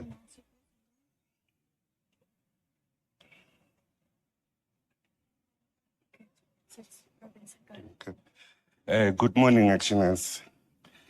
My contribution is based on the premise that structure follows strategy. Therefore, with government departments must work with the people to build anticipative capacity, meaning the employees that will be able to take care of the needs of the community. The government must be inventive and foster an innovative society in order to create emergent solutions to the complex challenges that the society may be facing. In other words, the government must be primarily a provider of professional service. Public interest now is a collective enterprise that involves government, citizens, and civil society as value creators and co-producers of public goods. Therefore, based on the premise that structure follows strategy. Governance and enhanced performance, good performance management system must create a paradigm shift in the traditional roles and structures of inflexible control and procedures. Thank you, Actions. Thank you very much. From the Free State, Nkulu Makate. Dumelang. Delegates, I support the draft of the public policy. But what I need to add is that we need to balance the issues of age in the public services. We have an aging and lazy personnel at this department, and this deprives our people of services. As our policy lever states that our institutions are only as strong as the people who work in them. Therefore, we need to have employment contracts and include performance clauses in this. This why I think that you work for government, and it's why it has to stop. We also need to relook at the retirement policies in our country. This will enable us to hire more youth and people of age 36 and above. People of age 36 and above sent me here to represent them in this conference. They want same opportunities in government as people of 18 to 35. I thank you. Thank you. From Gauteng, Segofatso Matlat.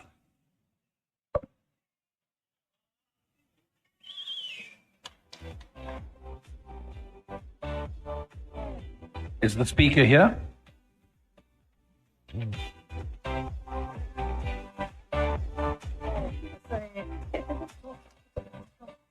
Okay, thank you. Greetings, fellow delegates. I am here to endorse the policy draft on professional public service. It is imperative that we put in place mechanisms that would recruit and select public servants who are fit for purpose and equal to task. Mr. President, when we take the government next year, let us introduce ongoing support systems that will develop, train, and support public representatives to become community servants, and rather than check collectors and drunkards we're confronted with. Furthermore, as contemporary youth, we are challenged with lack of opportunities in the public sector due to nepotism and corrupt cadre deployment. We want government to do away with Z83 forms. Delegates, with the current administration, as women, we are subjected to table ourselves to these cadres in order to secure positions in the public sector. Therefore, I would like to close with Dr. Nasipi's words. We need leaders who will put people at the center of services, not those that need our bodies or bribery. Cooler action, cooler. Thank you. Thank you very much. Kobani Tose from the Eastern Cape. Thank you, sir. Good day, ambassadors. I support the policy draft. I'm Chobani Tose, a young man from poor of the poorest community in South Africa. And this virus that's been caused by this government we live under. This government have closed all the factories in our location and close all the things that we are supposed to, like sport, like game receiving, and all things. It's such a great privilege for me to stand Christian today to against so-called leaders, which we know that they are destroying our future because these are not leaders. And I know that the youth of South Africa, all of us, we are angry against them.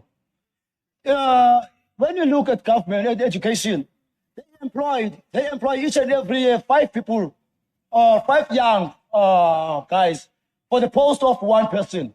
And they call those guys EAs.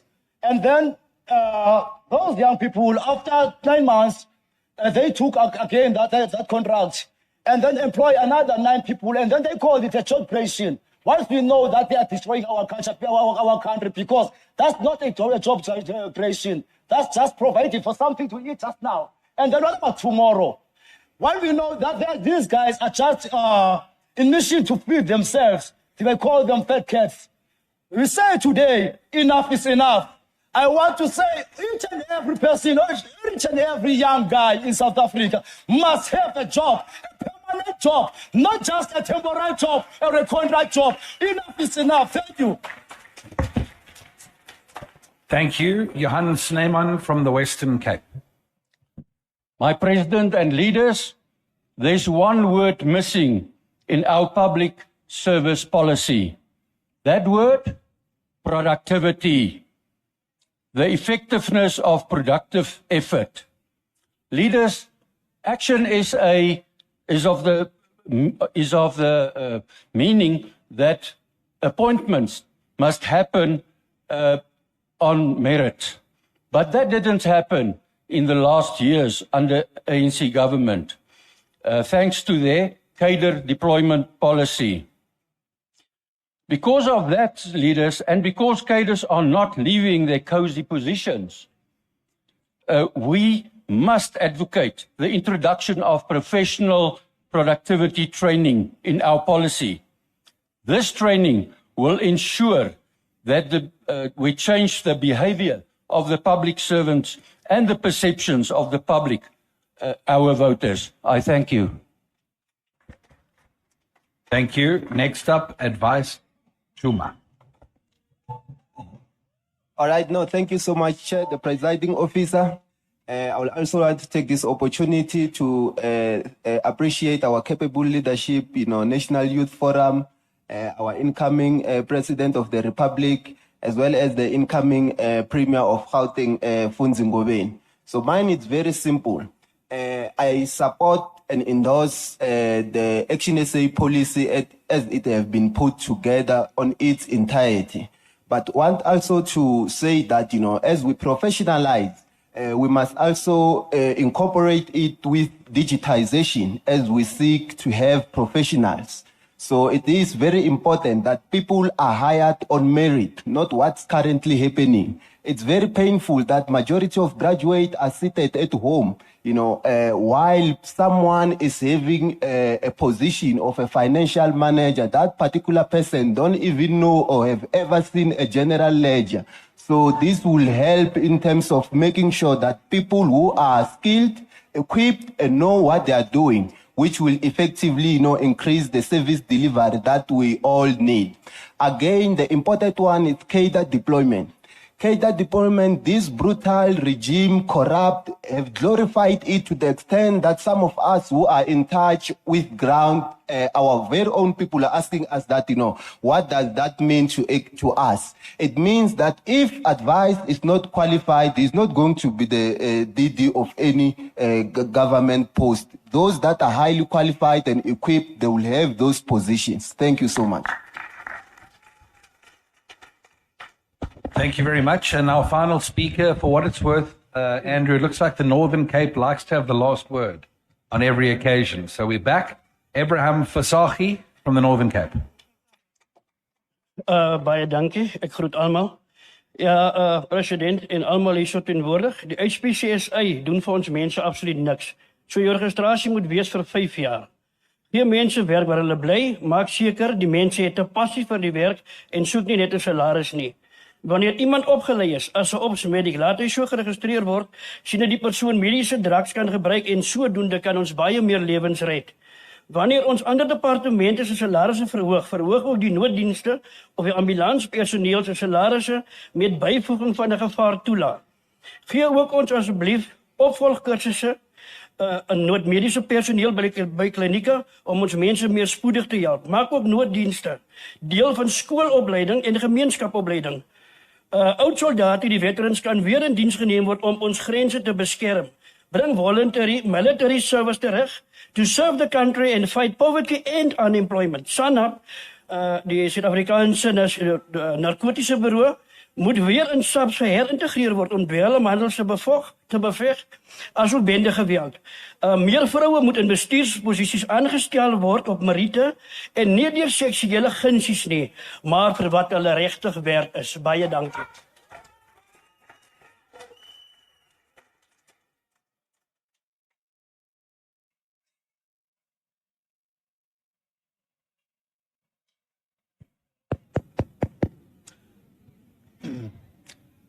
I'll do a quick synopsis of the Afrikaans version to what Fasahi mentioned to us. First and foremost, I want to start with the last point that he mentioned, that under no circumstances must ladies or females be appointed based on the basis of sexual favors. That's out.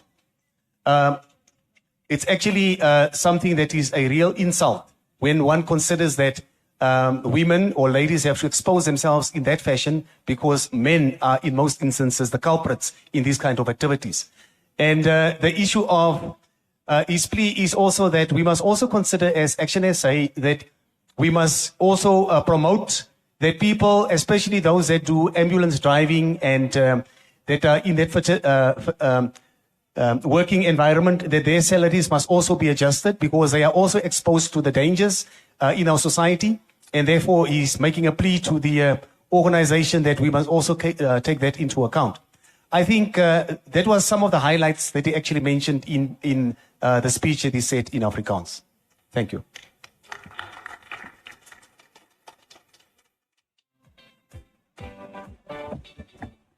All right. Thank you very much, delegates. We have moved on to the part of our program where we will consider the draft policy proposal on public service. Thank you for a very fruitful debate with many important issues raised, some of which I think need to be part of an ongoing development process, and I think will be taken under advisement in a process going forward.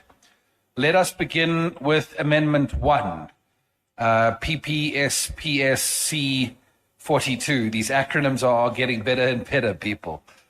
From Julianne Lopez, consider integrating public administration topics covering local, provincial, and national government into the Department of Education school syllabus.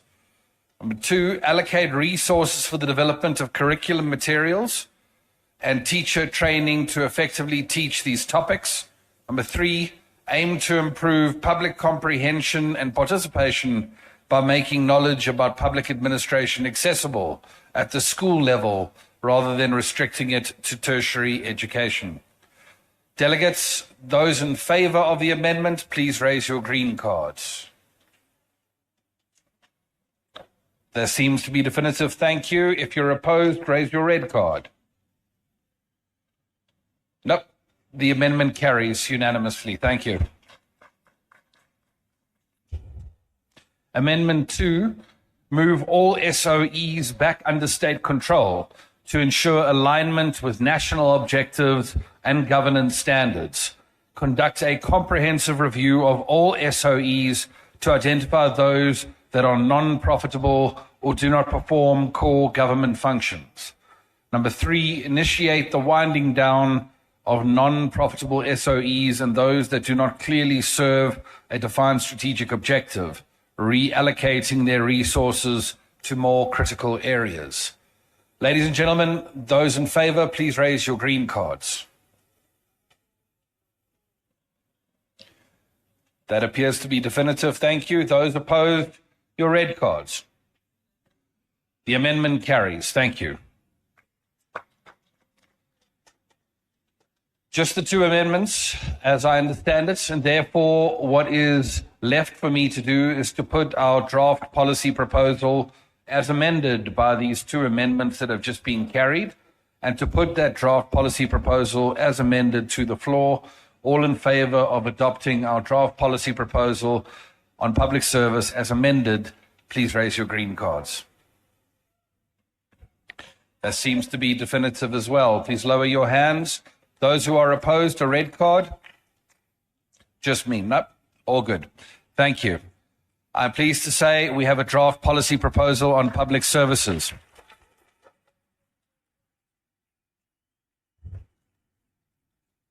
Delegates, it is my pleasure to announce after a very long morning, we will take lunch.